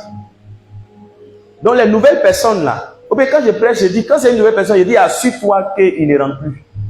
Si tu ne veux plus venir à l'église. Mais tu ne peux pas venir à l'église et manquer de respect au Dieu que nous on sait. Ce n'est pas possible. Ça, c'est non négociable. Et vous savez, quand vous n'avez pas établi certaines règles comme ça dès le départ, tous ceux qui viennent commencent à marcher maintenant dans le laisser aller. Et après, quand vous voulez régulariser les choses, ça devient difficile. Mais dès le départ, quand les gens savent que X on ne fait pas, Y on ne fait pas, Z on ne fait pas, si tu fais, voici les choses qui s'exposent à toi. Vous allez voir, ils vont se régler comme ça. Et c'est pas si je suis dans la bonne conférence ou bien je me suis trompé de passer. Donc, il faut enseigner les gens qui craignent Dieu, les gens qui sont convertis, les gens qui ont reçu Jésus. Sinon, les autres, là, c'est la difficulté. Tu vas te fatiguer pour rien. Après, il dit quoi? Le verset 21. Des hommes intègres. Des gens intègres, des gens qui sont vrais. L'intégrité, c'est quoi? L'intégrité, c'est lorsque tu es publiquement ce que tu es dans le secret. C'est ça l'intégrité. L'intégrité, c'est lorsque tu es la même personne, quelles que soient les saisons. Est-ce que vous savez qu'il y a des gens qui sont quelque chose à l'église et puis ils sont quelque chose dehors? Quand on a commencé l'église, une fois, il y a un gars qui passait, un gars bizarre qui passait, et puis il a vu son camarade de quartier. Il était assis, parce que l'église avant, le portail était ouvert, donc de l'extérieur, on voyait les gens à l'intérieur. Et puis quand il passait, Bishop, il dit, Mataous quoi? Et à l'époque, on n'avait pas bonne sono, donc quand les gens parlent dehors, on entend. Il était tellement choqué de voir son camarade. Il dit, Mataous quoi? Et puis il contourait l'église. Mataous, toi tu dis à l'église, Mataous quoi? Le frère là, à l'église, on l'appelle Mathieu, mais au dehors, on l'appelle Mataous. Mataous, il a quitté l'église. Il ne vient plus, il ne peut pas supporter cette honte-là. Mais toujours quand il me voit, il dit, papa, tu sais que tu es mon papa? Il dit, tu es mon fils. Il dit, papa, je viens. Ça fait 7 ans, il me dit ça. Oui. Il travaille à la justice, c'est lui qui fait toujours mes papiers. Il est resté mon fils, mais à l'église, il ne vient pas. Parce que c'est comme s'il était découvert. Tu comprends, non? Son ami l'a dit, non, Mataous quoi? Et puis c'est pas arrêté, c'est pas qu'il a dit, il est resté derrière la clôture de l'église. Il dit, non, Mataous, toi tu vas à l'église. Mataous. Mataous vient plus. À cause de son camarade, il vient plus. Tu vois, parce qu'il était deux. À l'église, il était le frère Mathieu, mais au quartier, il était le gars Mataous. Le gars Mataous. Donc les gens qui ont double vie là, faut pas te presser de les former. Parce que c'est comme si tu mettais un bon parfum sur quelqu'un qui ne s'est pas lavé. Allô? C'est comme si tu mettais un parfum de valeur sur quelqu'un qui ne s'est pas lavé. Son odeur naturelle là va couvrir le parfum. Ou bien quand ça s'est mélangé, ce que ça a donné, c'est pas bon. Tu comprends ce que je suis en train de dire, non? Voilà. Donc, il ne faut pas te presser. Il faut voir les gens qui sont intègres. Les gens qui sont vrais. Ils peuvent te dire, non, papa, tu me vois comme ça, je me masturbe. C'est mieux de prendre ce genre de personnes-là que quelqu'un qui va venir, oui, prions, Père, ce soir, alors que lui-même là, c'est le capitaine de masturbation. Mais il dit pas, oui, c'est le général de masturbation, mais il dit pas. Et quand tu le vois, tu penses que tu te dis, hey, ça c'est mon fils qui est là, il me ressemble. Alors qu'il souffre d'un mal, il souffre d'une grande difficulté. Yes. Yes. À l'église chez moi, il y a 2 de mes filles. On m'a envoyé leur vidéo. Il y a une, on m'a envoyé sa vidéo. Elle avait porté caleçon avec soutien. Elle est en train de fumer. Hein? Elle fumait, elle se remoussait dans la vidéo comme ça. Il y a une autre aussi, elle m'a envoyé sa vidéo. Elle a filmé sa poitrine. Elle a filmé. Et puis elle m'a envoyé les vidéos.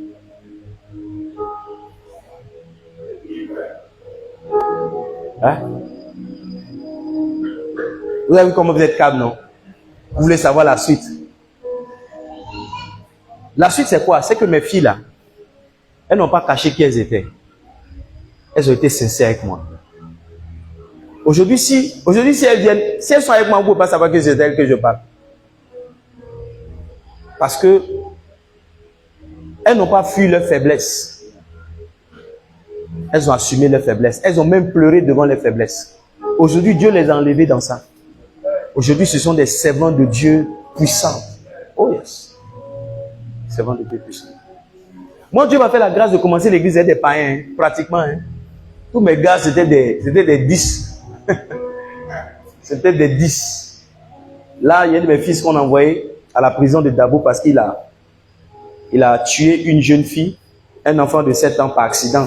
Il roulait une voiture et puis il a cogné l'enfant. Donc moi, mon ministère, la particularité de mon ministère, c'est ça. Savoir accepter des gens qui sont faibles. Croire en Dieu pour eux. Et les aider à... Vous avez demandé mon assistante, ma fille avec qui je suis venu l'année dernière. Elle s'est mariée, elle a fait un enfant. Ma fille, là, quand on a commencé l'église, il y avait un blanc qui venait la chercher. Un Libanais. Quand on fait le culte comme ça, vers 10 h, il fait pom pom. Le Libanais, il travaille du lundi jusqu'au samedi. C'est le dimanche, c'est son jour de repos. Mais dimanche encore, il s'en va un peu au travail. Donc quand il descend là, il vient la prendre pour partir. Donc quand il fait pom pom, elle sort, elle s'en va. Aujourd'hui, c'est mon assistante. Elle est mariée. Hein? Quand les gens la voient, ils disent, ah, vraiment, pasteur, Dieu t'a béni. Hein? J'ai une fille là, vraiment, elle fait. Et mon assistante. Pendant que je suis ici, elle est en train de gérer beaucoup de dossiers. J'ai une mission à San Pedro. Elle est en train de régler là-bas où je vais dormir, qu'est-ce que je vais manger. Ce dimanche où je vais prêcher, elle est en train de régler tous les détails. Je suis ici, mais elle est en train de travailler. Et elle est nourrice. Elle est venue à l'église jusqu'à une semaine avant son accouchement. Et c'est pas qu'elle habite à côté de l'église. Elle habite à Abidjan, l'église est à Dabou. Tu dis pas bien waouh? Non, tu dis pas bien. Elle est à Abidjan, l'église. Elle est venue jusqu'à une semaine avant son accouchement. Pour servir son papa, pour servir son pasteur. Souvent, je ne sais pas pourquoi j'insiste sur ce point, hein, mais les gens qui sont faibles, ce ne sont pas forcément des gens à rejeter. Les gens qui sont faibles et qui sont sincères dans leur faiblesse, qui peuvent vous dire, papa, voici mon mal qui est là. Ma fille est venue vers moi et dit, papa, qu'est-ce que tu penses de ma relation? Il lui a dit, ce n'est pas une bonne relation, il faut le laisser. Le Libanais, là, il me donnait offrande. Hein. Chaque mois, il m'envoie sa riz avec les Kessia, je ne sais pas si je peux le dire comme ça. Non, il m'envoie. Mais, quand il dit non, il faut le laisser. Ce n'est pas une bonne relation. J'aurais pu dire non, ma fille, je sanctifie ça. Ou bien, pasteur. Ou bien, il n'y a pas le pouvoir de sanctifier. Je pourrais dire non, ma fille, ce n'est pas grave. Ne sois pas pressé de rompre. La rupture, un coup, ça peut le détruire, ça peut te détruire aussi. Donc, on va aller doucement, doucement. Hey, pasteur, si quelqu'un te tient à cause de l'argent ou à cause de manger, tu es en danger. Hein. Moi, tu peux me faire offrande 1 million et puis il te dit non. C'est-à-dire, il prend l'argent et puis ce que tu me demandes, il dit non. Parce que l'argent, moi, il n'y a pas de problème avec l'argent, il y a un problème avec toi.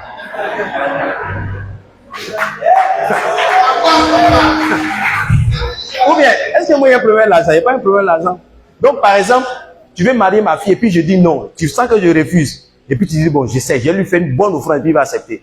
Donc tu viens, tu dis, pasteur, vraiment, Dieu m'a mis à cœur de te donner 2 millions. Tu déposes et puis tu dis, mais papa, et par rapport à ta fille là, qu'est-ce que tu en penses? Il prend les 2 millions, il dit, non, ma fille là, c'est non, hein.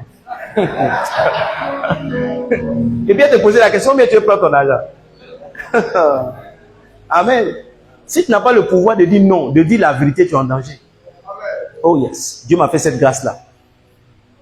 Je ne parle pas quand je suis face à des aînés, mais si c'est mes amis, je peux dire la vérité. Oh yes, ça seulement mes amis me connaissent pour ça. Donc moi, il n'y a pas de demi-mesure. Si je ne parle pas, c'est que j'estime qu'il n'y a pas besoin de parler. Mais si je dois parler, je dis la vérité. Donc un pasteur doit avoir ce courage de dire à ses enfants où tu es là, c'est pas bon, ça te conduit en enfer. C'est pas parce que, excusez-moi pasteur, je le dis et j'insiste, le Saint-Esprit veut que j'insiste, c'est pas parce que quelqu'un te donne beaucoup d'argent que tu dois tolérer son péché, ou bien cacher son péché, ou bien encourager son péché. Non! Tu dois avoir le courage de lui dire, ma fille, ça c'est pas une bonne vie. Maintenant, si elle veut, faut pas qu'elle te donne. S'il veut, faut pas qu'il te donne. Au moins, tu auras fait ton travail de dire la vérité. Si toi tu ne veux pas dire la vérité, qui va dire la vérité à qui que ce soit? Un homme de Dieu s'est approché de moi, il souffre énormément de péché. Il a sa femme, mais il couche avec les filles de l'église, il fait beaucoup de choses. Et un jour, il a parlé avec moi, il a ouvert son cœur, on a bavardé, je lui ai donné beaucoup de conseils. Dès qu'il est fini, il dit, papa, vraiment, je pense à toi. Il m'a envoyé une offrande de 50 000. J'ai pris l'argent. Une semaine après encore, il est tombé dans le péché. Je l'ai appelé pour le menacer. Voilà. Il dit, si tu veux marcher avec moi, que tu fais ces chants de conneries, tu ne peux pas t'afficher à moi et puis tu sois les filles de l'église, ce n'est pas possible. Parce que le fait que tu t'affiches à moi, c'est une forme de caution morale.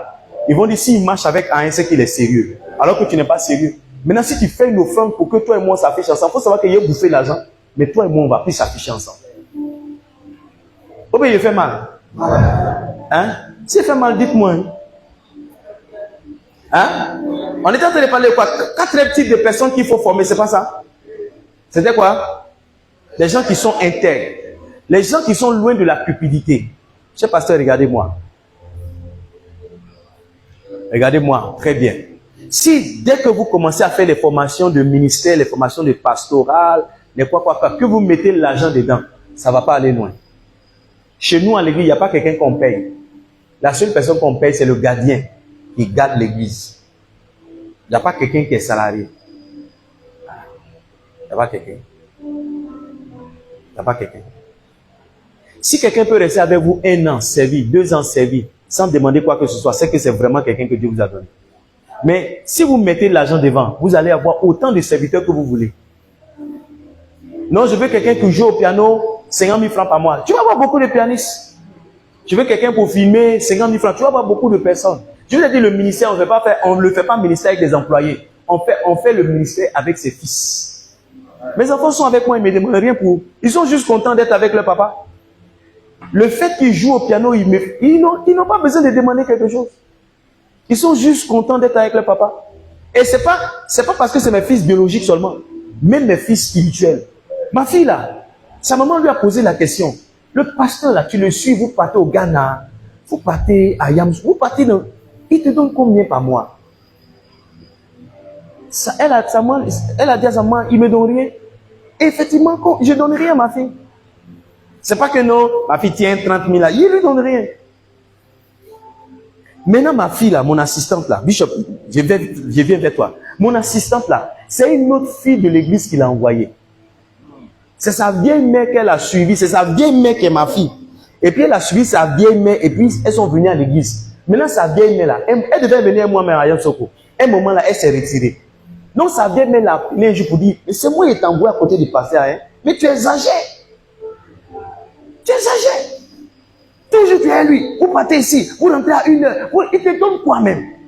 Vous pas aller chercher travail, tes camarades juste travail, toi tu es là, toi tu es là, toi tu es là, toi tu es là.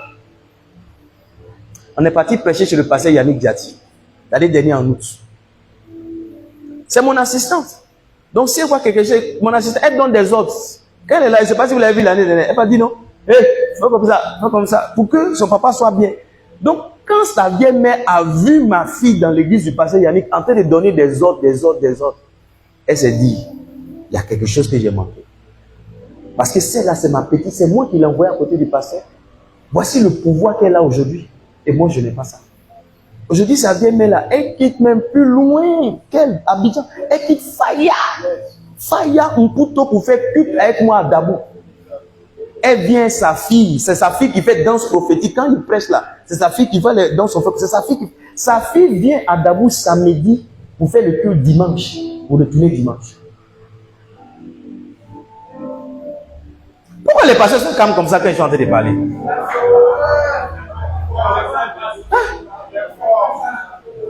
C'est ce qu'elle fait. Donc tu vois, si tu sais faire confiance, si tu sais attraper des gens qui sont faibles, si tu sais faire confiance à Dieu pour ces personnes-là, tu vas avoir des généraux demain. Oh yes. Tu vas avoir des généraux demain. Mon fils, qui m'accompagne souvent, je ne sais pas si l'année dernière il était là. Quand il dit mon fils vient là en mission, il vient, il mange chewing-gum. Il mange chewing-gum. Vous savez pourquoi il mange chewing-gum? Parce qu'il habite 2 bières. Il habite 3 bières. Donc pour ne pas que l'odeur vienne, il mange chewing-gum. Mais papa, et puis quand il rit, il fait quoi? Quand il ne pas, mon fils aujourd'hui, il est pasteur dans une autre église. C'est quelqu'un qui peut compter 1 million pour me donner. Donc comment tu es calme? Si c'était toi, tu allais le chasser. Tu allais dire c'est un soulard. Vous savez, quand vous voyez certains hommes de Dieu qui ont des choses que vous n'avez pas, posez-leur la question pour comment c'est venu. Ne dites pas, oh, lui il a la chance, c'est parce qu'il parle bien. Non, non. On a une histoire avec certaines personnes. On a une histoire. Mon fils là, il ne fait rien sans me parler. Absolument rien. On était en train de parler des catégories de personnes qu'il faut former, c'est pas ça? Première catégorie, c'est quoi? Des gens qui sont appelés. Deuxième, des gens qui sont capables. Troisième, les gens qui sont comment? La crainte de Dieu. Quatrième, les gens qui sont comment? Intègres. Et les gens qui ne sont pas cupides. On était sur les gens qui ne sont pas cupides. Donc, il ne faut pas mettre l'argent. Il ne faut pas mettre l'argent quand tu commences le ministère.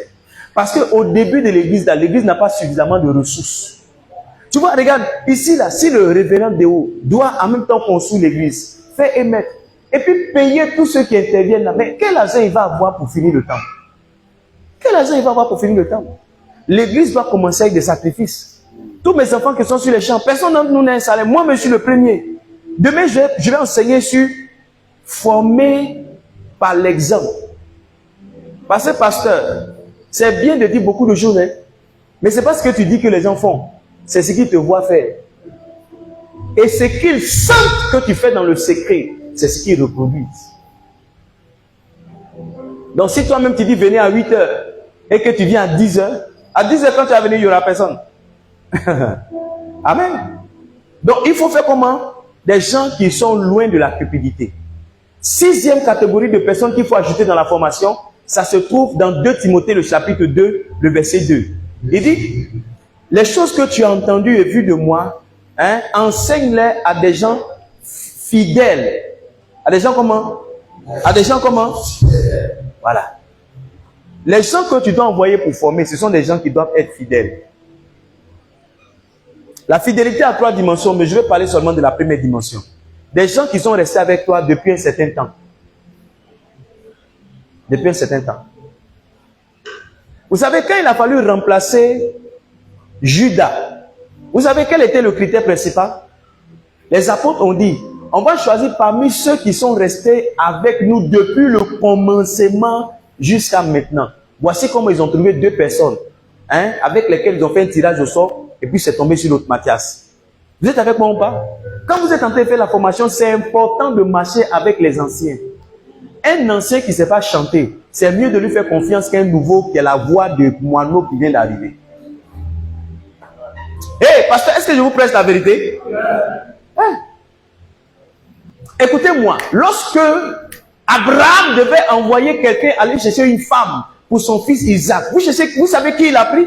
La Bible dit qu'il a choisi son serviteur le plus ancien. La Bible dit que la Bible dit qu'un homme bon, je ne sais pas comment le verset dit en Proverbe chapitre 20, le verset 8, je crois. Il dit, mais un homme fidèle, qui le trouvera? La chose la plus difficile à trouver à l'église, ce sont les gens fidèles. Les gens qui peuvent rester avec toi au début et être avec toi jusqu'à la fin. Ces personnes-là sont rares. Donc quand tu as vu 5 personnes qui sont là, il faut les mettre dans le mouvement pour les former. Oh yes. Les gens qui sont autour de moi, ce sont les gens qui sont avec moi depuis le début du ministère ou bien les gens qui sont venus l'année après. Tous mes responsables et mes pasteurs, ils ont cette caractéristique en commun. Il n'y a pas quelqu'un qui est venu avant-hier qui est pasteur. Non, on doit te jauger, on doit te voir. Parce que vous savez, l'homme humain ne reste pas dans la même chose qui ne l'arrange pas pendant longtemps. Donc c'est le temps qui te révèle quelquefois la sincérité des hommes. 1 Timothée le chapitre 5, je crois le verset 27 ou le verset 28. Je ne sais pas, 1 Timothée chapitre 5, ça doit être le verset 24. 1 Timothée chapitre 5, ça doit être le verset 24. Il dit quoi? Il dit les péchés de certains sont manifestes même avant qu'on les juge. Il y a certaines personnes, doucement, il y a certaines personnes, quand tu les vois là, tu sais qui elles sont en même temps. Il dit, mais tandis que pour d'autres, ils ne se découvrent que dans la suite. Ça veut dire que c'est avec le temps que tu finis par connaître qui est quelqu'un véritablement. Connaître quelqu'un, ça ne vient pas seulement par l'esprit de révélation. Le temps aussi est un esprit de révélation. Yeah. Donc avec le temps, tu finis par découvrir qui sont tes fils, qui ne sont pas tes fils. Parce que le temps va te amener à éprouver. Le temps va éprouver le cœur des gens. Le temps va éprouver la patience des gens. Le cœur va éprouver les motivations des gens. Le cœur va éprouver les blessures des gens. Et quand les gens ont été éprouvés comme ça, l'apôtre Paul dit, quand il écrit à Timothée, il dit éprouve-les. Un pasteur doit intentionnellement éprouver ses fils. Il y a des gens naturellement que tu dois offenser toi-même pour voir s'il va rester avec toi bien parti. Parce que quelqu'un qui va partir un jour, c'est mieux qu'il parte maintenant qu'il ne parte dans 10 ans. Parce que dans 10 ans, son départ aura plus de conséquences que s'il part maintenant. Donc un pasteur intentionnellement doit offenser quelqu'un pour voir comment il va réagir. Oh yes! Oh, moi je suis un champion dedans. Je vais te mettre mal à l'aise devant les gens. Et je vais voir si tu vas partir, mais tu vas rester. Parce que pour moi, le réel test de la filiation, c'est le test de la réprimande et le test de l'offense. Si tu peux réprimander quelqu'un puis il laisse, c'est que c'est ton enfant. Parce que si tu l'as réprimandé qu'il est parti, c'est que ce n'est pas ton enfant. Non! Et c'est mieux que quelqu'un qui n'est pas ton enfant parte maintenant. Parce que dans 5 ans, il sera tellement attaché à beaucoup de personnes que lorsqu'il va partir, il va partir à certaines personnes. Oh yes! Ouais. Ce dimanche, j'ai repris ma responsable de chant. Je leur ai dit, chaque fois quand vous faites la répétition, envoyez les paroles des chants aux gens de la com pour qu'ils puissent publier les chansons sur les écrans. Parce que beaucoup de chansons que vous chantez, ce sont de nouveaux cantiques. Le peuple ne connaît pas ça. Mais si les paroles sont sur les écrans, ils vont chanter en même temps que vous chantez. Chaque fois, je dis ça, aujourd'hui ils font, demain ils font pas. Donc ce dimanche-là, elles étaient en train de chanter, je suis monté sur la chaise, j'ai dit, coupez-moi le chant. Il faut leur envoyer les paroles. Donc, ce que tu n'as pas voulu faire là, il faut faire ça maintenant. Donc, tu vois, c'est pas facile. La responsable, je l'ai fait descendre. Elle a pris son téléphone, elle a envoyé. Quand elle est montée sur la chaise Bishop, son visage était gâté. Tout ce que j'ai prêché le dimanche où les gens riaient là, elle ne riait pas. Même quand je prêche, je la touche comme ça, elle ne riait pas. Tu sais ce qui s'est passé? Le lendemain, elle m'a envoyé un message. Elle dit, papa, hier, j'étais un peu blessé. Ce que tu as dit, ça m'a touché. Tu avais raison, mais je n'ai pas bien réagi. Je te demande pardon. Ça, c'est ton enfant. Quelqu'un d'autre ne va rien dire. Hein. Le dimanche, samedi, elle ne va pas venir à la répétition. Dimanche, elle va s'asseoir derrière. Après dimanche, elle va s'absenter. Quand tu as dit, elle va dire, il n'y a rien, il n'y a rien, il n'y a rien, il n'y a rien, il n'y a rien, il n'y a rien, il n'y a rien, il n'y a rien. Après, tu vas voir que la personne ne vient plus à l'église. Elle, je vais t'inviter dans un programme quelque part, là, tu vas la voir, elle a fait chanter pour quelqu'un d'autre là. Ça, ce n'est pas ton enfant. Ton véritable enfant, c'est un enfant que tu peux réprimander. Elle va se fâcher, mais elle va rester là. Il faut faire ce test. Moi, je secoue les gens. Vous voyez mon fils qui joue? Souvent, il dit, laisse mon piano, quitte-la. En plein dimanche, c'est mon propre enfant. Je dis, ne touche pas, ne touche pas. Ne joue plus rien. Je te dis, ne touche pas. Quand c'est comme ça, tout le monde se tait. Qu'est-ce qui va se passer? Je dis, laisse. Il laisse, il va s'asseoir. Mais tu vas voir au deuxième clip, il vient s'asseoir encore. Il vient s'asseoir encore pour jouer. Ça, c'est ton enfant. Mais si tu as dit à quelqu'un de laisser qu'il est parti, n'est plus venu, ce n'est pas ton enfant. Il ne faut pas pleurer qu'il soit parti. Il faut te réjouir. Parce que c'est quelqu'un, tôt ou tard, il allait partir. Est-ce que je prêche ici ou bien je me suis trompé de conférence? Donc tu dois former les gens fidèles. Je vous ai dit que chez nous, on observe. Pour te mettre au cours d'intégration, on t'observe. Si tu es là depuis quelque temps, en général, c'est 6 mois ou bien même 1 an. C'est-à-dire 1 an, on t'a vu, on te met au cours d'intégration. Maintenant, tu as fait 1 an disciple là. Tu as fait 1 an ministère. Tu as fait 1 an leadership. Avant qu'on va dire demain que tu es pasteur, là, tu as fait 5 ans à l'église. Oui. On va se lever comme ça, on ne te connaît pas. Ne soyez pas pressé de faire des gens des pasteurs. Il y a des gens, on a fait 2 pasteurs prématurément. Ils ont rébellé. Vous savez, l'homme noir, il aime les titres. Il y a des gens, le fait qu'on dise pasteur, c'est fini, ça l'a tué. Ou bien respo, c'est fini. Ne soyez pas pressé de donner des responsabilités aux gens. Éprouvez-les avec le temps. Éprouvez-les avec des challenges. Éprouvez-les avec des résultats. Parce qu'un homme fidèle aussi, ce n'est pas seulement un homme qui est là longtemps. Dans la parabole des talents, la Bible dit qu'il a donné 5 talents à l'un, c'est pas ça, 2 talents à l'autre, et puis 1 talent au dernier. Et puis la Bible dit qu'il est revenu longtemps après, les 3 étaient là, mais ils étaient tous partis. Même celui qui avait un seul talent était là. Il n'a pas fait multiplier son talent, mais il était là. Ça veut dire que la fidélité ne se limite pas seulement au fait d'être là. Parce que pour les 2 premiers, il a dit quoi? Il a dit bon et fidèle serviteur, entre dans la joie de ton maître. Et puis le dernier, il a dit quoi? Méchant serviteur. Comment il peut l'appeler méchant serviteur alors qu'il a été là? Donc ça veut dire que la fidélité ne se limite pas au fait d'être là. Ça va jusque dans la productivité. Celui de tes enfants qui est productif, il est aussi fidèle. Donc quand tu regardes dans l'église ceux qui font avancer l'œuvre, ceux qui viennent avec de nouvelles personnes, ceux qui encadrent de nouvelles personnes, ceux qui aident, ce sont des gens qui sont fidèles. Ceux-là, tu dois les prendre, les envoyer, les former. Ah, je ne sais pas si les pasteurs sont bénis parce qu'ils sont en train de dire. C'est pasteur, si vous appliquez ce que je suis en train de dire là, votre ministère va avoir une autre couleur. La même année. La même année, ça va avoir une autre couleur, ça va durer.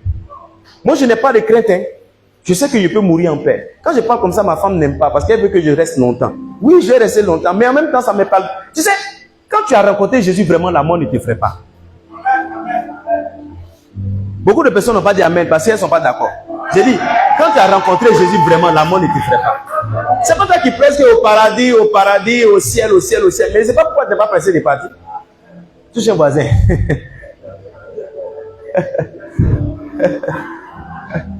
Les pasteurs. Il y en a qui disent, non, moi, je ne suis pas encore marié, papa, doucement. Hein. Moi, il n'est pas encore mangé l'argent du ministère là même. Hein. Doucement. Amen. Amen.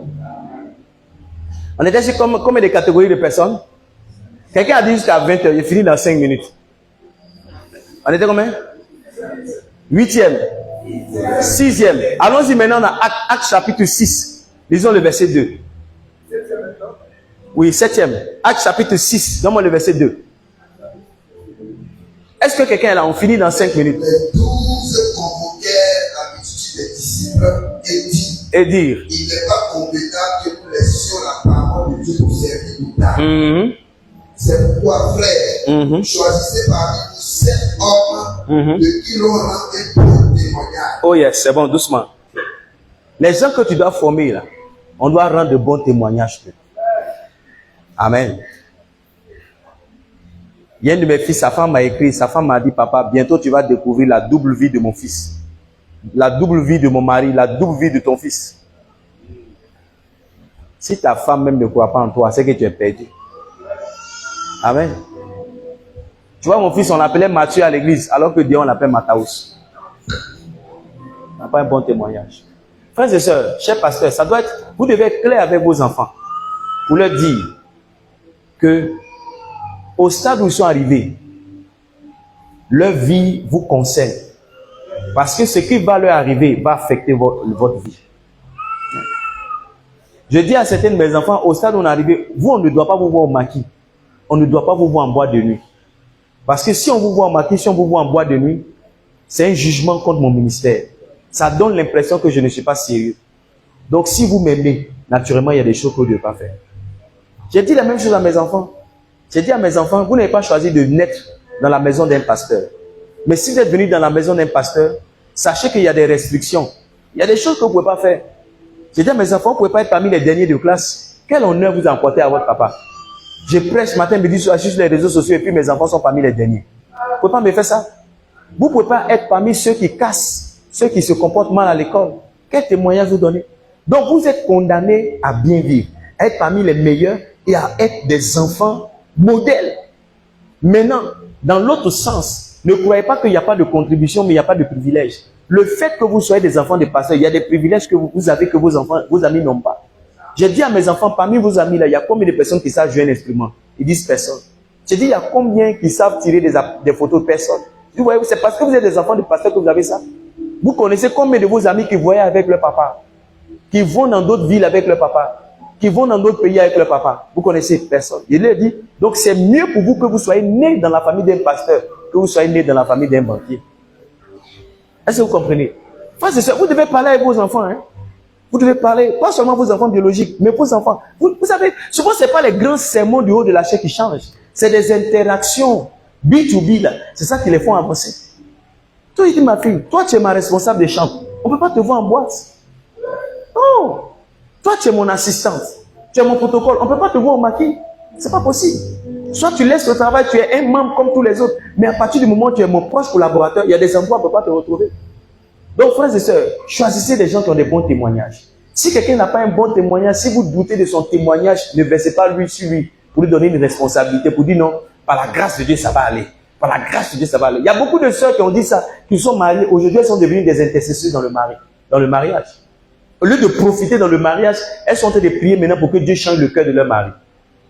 C'est une prière qu'on fait avant, pas qu'on fait après. Amen. On va s'arrêter là pour ce soir. Alléluia. Demain, si j'ai la possibilité de prêcher, je vais vous enseigner formé par le modèle. Amen. Qui a été béni par cette session? Tiens-toi debout et acclame le Seigneur très fort. Tiens-toi debout et acclame le Seigneur très fort.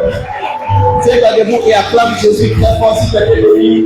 Lève les deux mains au ciel et bénis le nom du Seigneur. Lève les deux mains au ciel et bénis le nom du Seigneur. Dis-lui merci, dis-lui merci, dis merci à Jésus. Dis merci à Jésus. Dis merci à Jésus. Dis merci à Jésus. Dis merci à Jésus. Dis merci à Jésus. Monte un peu, c'est haut pour les filles. Donne-moi 6 bémol, c'est haut pour les... C'était pas bon. Lève la voix, prie. Dis Seigneur, merci. Merci, merci, merci, merci, merci.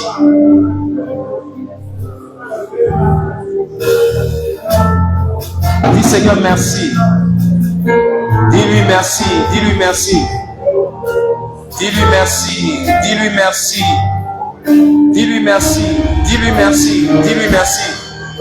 Dis-lui merci. Dis-lui merci. Dis Seigneur, merci. Merci, merci, merci. Merci, merci, merci, merci, merci pour ce que j'ai entendu. Merci pour ce que j'ai reçu. Merci pour ce que tu as fait. Merci Seigneur, je te dis merci. Je te dis merci. Dans l'assemblée des saints, assoiffé je me tiens, que ton onction descend sur moi. Conscient que mon destin est dans le creux de tes mains, que ton onction descend sur moi, et je suis disposé à savoir que ton onction descend sur moi, à savoir que ton onction descend sur moi, assoiffé, que ton onction descend sur moi,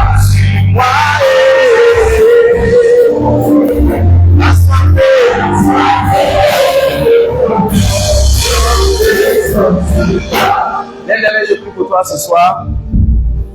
Je prie que le don d'enseigner exauce, j'ai plus la référence 34, verset 35 ou 36. Je prie que le don d'enseigner vienne sur toi. Oh yes.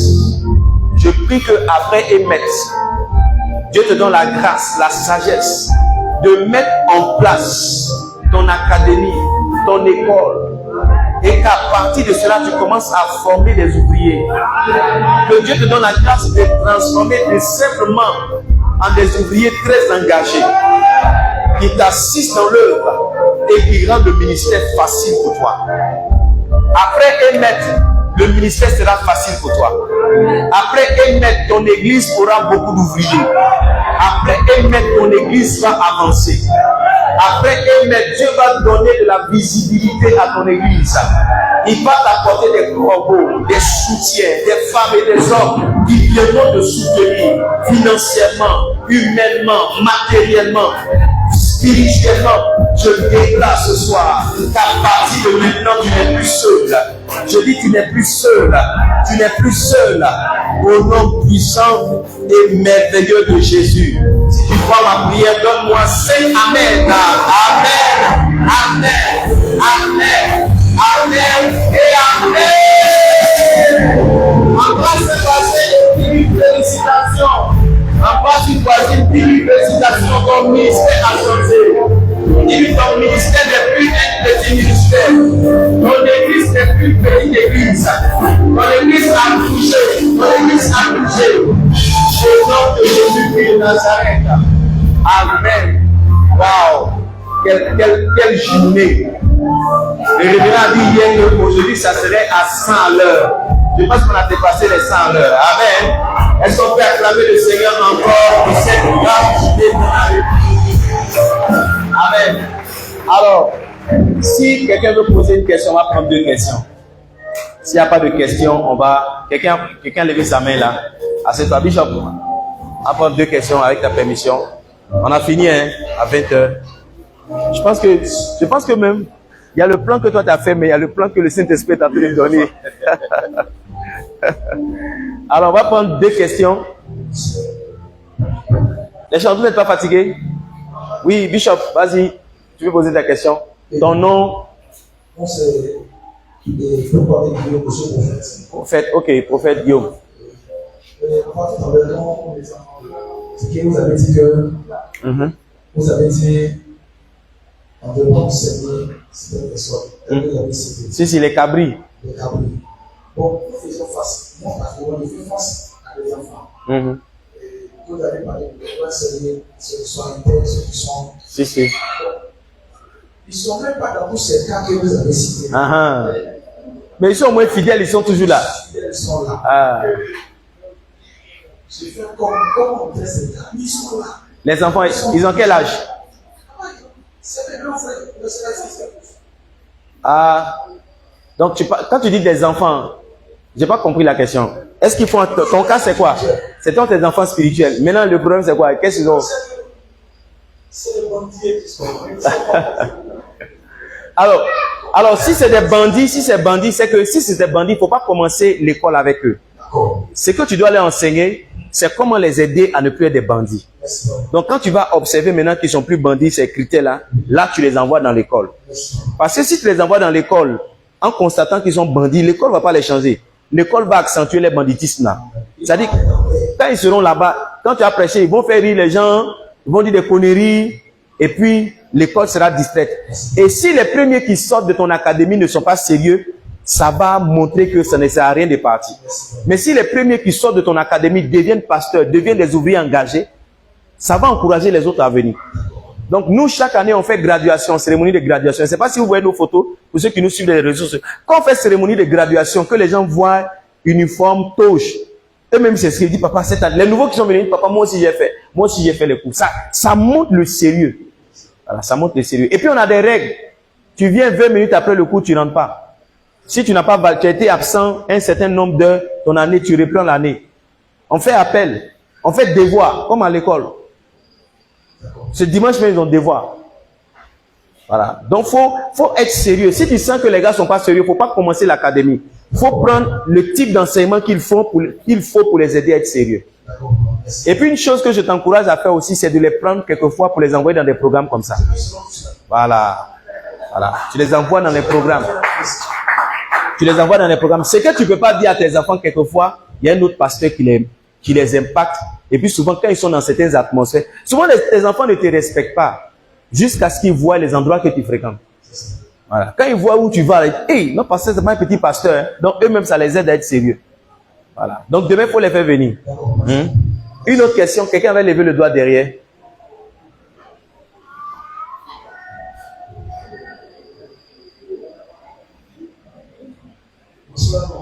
Bonsoir, Bishop. Amen, je reçois. Mhm. depuis Ernest, Mhm. sont vraiment touchés par Amen. vous donner ça. Amen. Le Seigneur. Amen. Ma question, une église qui existe déjà Mhm. et on affecte Mhm. sur cette église. Mhm. Et tu ne veux pas que les gens, ils ont des comportements contraires à ce que toi tu dis. Mhm. Tu essaies de les ramener à la raison, mais ils veulent toujours laisser à leur position. Dans ce cas-là, tu fais bon. En tant que pasteur, Tu les mets de côté. Tu les mets de côté. Normalement, mais c'est comme ça. Un entraîneur qui va prendre une équipe de football, d'accord, il vient son équipe. Donc, si toi, on t'a affecté en tant que pasteur, tu viens ton équipe. Si tu n'as pas d'équipe, tu formes des gens sur place. Donc, quand tu viens là, tu observes. Ceux qui peuvent collaborer à ton esprit, tu les prends. Ceux qui ne peuvent pas collaborer à ton esprit, tu les mets de côté. Maintenant, mets quelqu'un de côté, il y a plusieurs niveaux. Tu comprends, non? Le dernier niveau, c'est de les chasser pour dire, toi, je ne veux plus te voir à l'église. Et un pasteur doit avoir le courage quelquefois de dire à certaines personnes.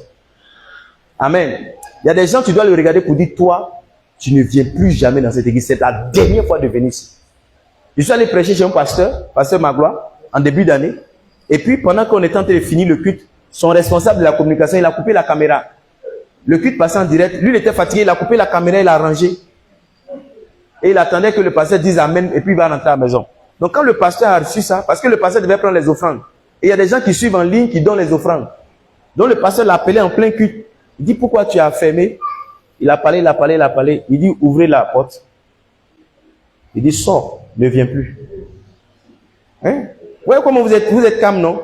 Si vous ne faites pas ça, quand les gens pensent qu'on ne peut pas faire ça, c'est ce qui fait qu'ils se comportent mal. Mais si quelqu'un sait qu'on peut le chasser là, il va bien se comporter. Voilà. Souvent, c'est mieux de perdre une personne que de garder 9, que de vouloir forcément garder une personne et puis perdre 10. Mais ça n'arrive pas, c'est pas 1000 cas. Mais ça, c'est le cas le plus extrême. Mais je suis en train de vous dire qu'un pasteur doit avoir la force de dire à quelqu'un. Moi, il y avait un sorcier qui venait chez moi, toujours je vais prier pour le chasser de la sorcellerie, il ne veut pas. Quand on fait le programme, il disparaît. Un jour, il est venu, il dit, lève-toi, donnez-lui le micro. Maintenant, je dis, tu es sorcier, bien, tu n'es pas sorcier. Il dit, ah, je ne sais pas, hein, papa. Et puis il dit, non, peut-être que je suis sorcier, et puis moi, mais il ne sait pas. Alors que dans mon bureau, il m'a confessé qu'il est sorcier. J'ai dit, aujourd'hui, quand tu vas sortir, ne viens plus. Amen. Comment est-ce que tu peux mettre quelqu'un de côté? Tu lui donnes une responsabilité qui l'éloigne de toi. Hein? Tu vas dire, on va ouvrir une cellule. Dans ton quartier, tu es responsable de cellule. Voilà. Donc tu le mets. Tu dis, les dimanches, il faut faire cuire dans ton salon. Tu comprends, non? Et puis tu lui dis, au bout de 6 mois, on va voir ce que ça a donné. Est-ce que tu ne l'as pas éloigné de toi? Est-ce que tu lui as dit de partir? Voilà. Donc, dans l'église, tu lui donnes une responsabilité qui est loin de toi. Ou bien, tu lui donnes une responsabilité, un poste sans portefeuille. Tu le nommes responsable des archives, alors qu'il n'y a pas d'archives. Amen. Ou bien tu dis, il est responsable de compter les gens, il s'assoit derrière chaque jour. En fait, tu l'éloignes de toi. Et pendant que tu l'éloignes de toi, tu rapproches d'autres personnes de toi, hein, à qui tu donnes la formation, avec que tu mets en place ton organisation pour l'église. Tu comprends? Mais dans ce genre de situation, il faut éviter d'aller au conflit. Pour faire conflit, pour dire, toi, il ne faut pas t'arrêter les gens pour discuter. Le jour où tu dois parler publiquement, c'est pour le chasser. Mais il ne faut pas aller dire non, toi je te parle, tu n'écoutes pas. Si tu parles que quelqu'un n'écoute pas, éloigne-le de toi, doucement. Tu as compris? C'est bon? Voilà, tu lui donnes une responsabilité qui est loin. Et ceux qui veulent travailler, toi, tu les rapproches. Il n'y a plus de questions, hein? Il n'y a plus de questions? Alors que Dieu vous bénisse, que sa main soit sur vous, au nom de Jésus. Aidez-moi, s'il vous plaît, à accueillir ici, sous cette chaire, le révérend Déo. On va clôturer la session ce soir. Merci, Bishop.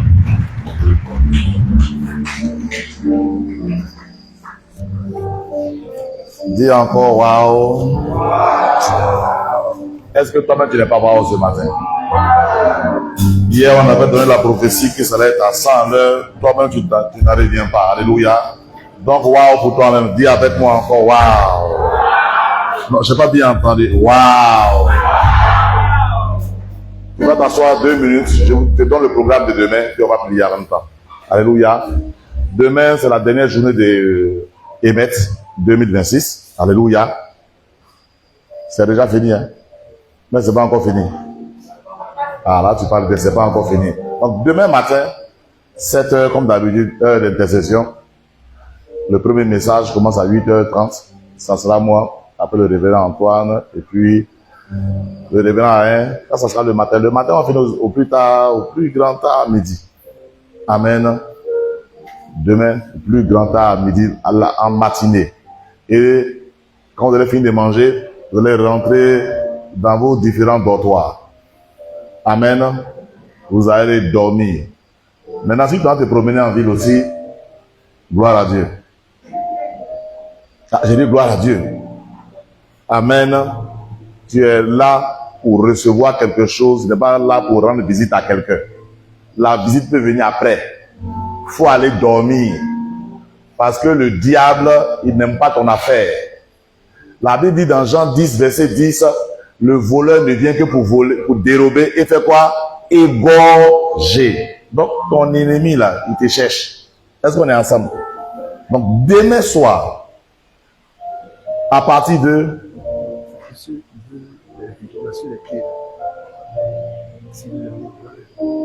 Ok. Donc, demain soir, on vient ici, on commence à partir de 19h. Donc, la veillée va commencer à partir de 19h. C'est pas à 21h comme je dois à l'église, à 19h. Pourquoi à 19h? Parce qu'on va aller te chercher. Donc, où tu n'as pas... C'est pourquoi il dit quand tu vas partir à 13h là, il faut dormir. Amen. Faut dormir. Je ne sais pas comment on dit dormir en bourreau. Faut dormir là-bas. Alléluia. À 19h, il y aura le chant Élisée Boli qui sera là. Amen. Donc, avec Maman Ake, de 19h à 21h, ça fait combien d'heures? 20h, 21h. Donc, 2 heures de quoi? D'adoration, de louange. Alléluia. La Bible dit que Dieu siège dans la louange de son peuple. Donc, demain, à partir de 19h, si tu as quelqu'un qui est en ville là-bas, il faut dire, mon frère, tu as trop mangé. Il y a quel match tu vas regarder demain encore? Il faut venir, on danser. Alléluia. Donc, à partir de 19h, ça sera un temps. Et je sais que quand il y a l'adoration, et quand les orateurs vont prendre le micro, ça va couler. On est ensemble, non? Ça va faire comment? Ça va couler. Tu es là depuis 7 heures. Tu es réveillé depuis 6 heures, 5 heures. Actuellement, là, il y a des gens qui ne sont pas fatigués. C'est pas que tu es assis. Reçois la grâce au nom de Jésus. Amen. Amen.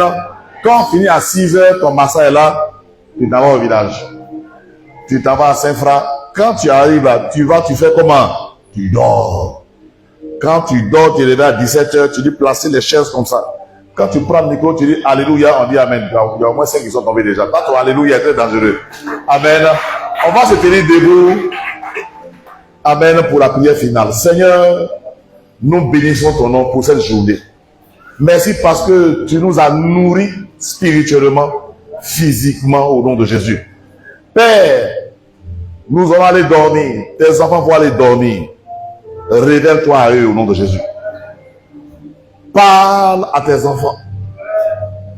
Bien-aimé, est-ce que tu aimes me faire les songes? Dis qu'il faut que Dieu se révèle à toi. Je me rappelle en 2019, je suis allé en Israël. On est arrivé très fatigué. Il y a une personne qui nous a fatigués à l'aéroport d'Israël. Elle est venue avec quelle marchandise? Les Juifs là nous ont bloqués. On a fait plus de 5 heures de temps à l'aéroport. Fatigué. Alors qu'on a fait escale par Bruxelles. Mais la nuit, quand on a dormi... Oui, monsieur. La nuit, quand on a dormi, vers 3h, 4h du matin, j'ai fait, il y a eu, je ne sais pas si c'était même pas un son, j'étais éveillé. Il y a quelqu'un qui est entré dans la chambre, alors qu'il était couché. Il est entré dans la chambre, j'ai senti une grande lumière, je n'ai pas vu son visage. Et puis il a tendu la main. Donne-moi l'aumône. Quand il donne-moi l'aumône, bon, et puis c'est comme si il ne fait pas ça. Quand il donne-moi l'aumône, dans la vision, dans le songe, j'avais seulement que un billet de $5. Est-ce qu'on est ensemble? On allait en Israël, on a tourné, puis on sort au but de l'amatation. Quand on arrive au but de l'amatation, les gens disent on fait des offrandes. Bon, j'ai mis les sujets qu'ils devaient mettre. Je sors, et puis j'entends dans mon esprit la même chose que j'ai eu en songe. L'aumône. Vraiment, c'était une aumône. Vous voyez, aumône, c'est pas offrande. C'est petit comme ça. J'ai même ma main dans la poche. Le seul billet qui me reste, $5. Amen. Quand je suis arrivé en Côte d'Ivoire, je ne sais pas, j'ai fait des prières là-bas, j'ai fait 7 sujets de prières. En moins de 6 mois, j'ai validé 6. Et vraiment, le monde a marché. Hein? Alléluia. Amen. Amen. Amen. Amen. Je prie pour toi au nom de Jésus. Que la grâce de Dieu t'accompagne. Que la grâce de Dieu t'accompagne. Mais surtout que Dieu se révèle à toi sur ta couchette. La nappe sur laquelle tu vas dormir là, en fait, c'est l'endroit que Jésus a choisi pour se révéler à toi. Et puis tu ne dors pas dans un hôtel, tu dors dans une église. Que la grâce de Dieu te localise. Que Dieu vienne avec des parchemins vers toi cette nuit au nom de Jésus. Amen. Que l'Éternel vienne vers toi avec des plans. Amen. Qu'il vienne avec une stratégie ou bien des stratégies. Alléluia. Que le Seigneur vienne vers toi avec un verset biblique. Alléluia. Qu'il vienne avec une parole. Amen. Qu'il vienne vers toi cette nuit avec une sagesse. Parce que tu ne partiras pas d'ici sans être béni au nom de Jésus. Que Dieu bénisse votre nourriture et que sa grâce soit avec vous au nom de Jésus. Si vous voulez récupérer les clés, voyez les gens de la communication. Ils peuvent enregistrer pour vous, mais tu es obligé d'acheter la clé. Une clé, ça coûte entre 2500 et 3000, bon, je ne sais pas. Soyez bénis et que Dieu bénisse votre nuit au nom de Jésus. Amen. Attendez d'abord que les orateurs sortent, s'il vous plaît. Information.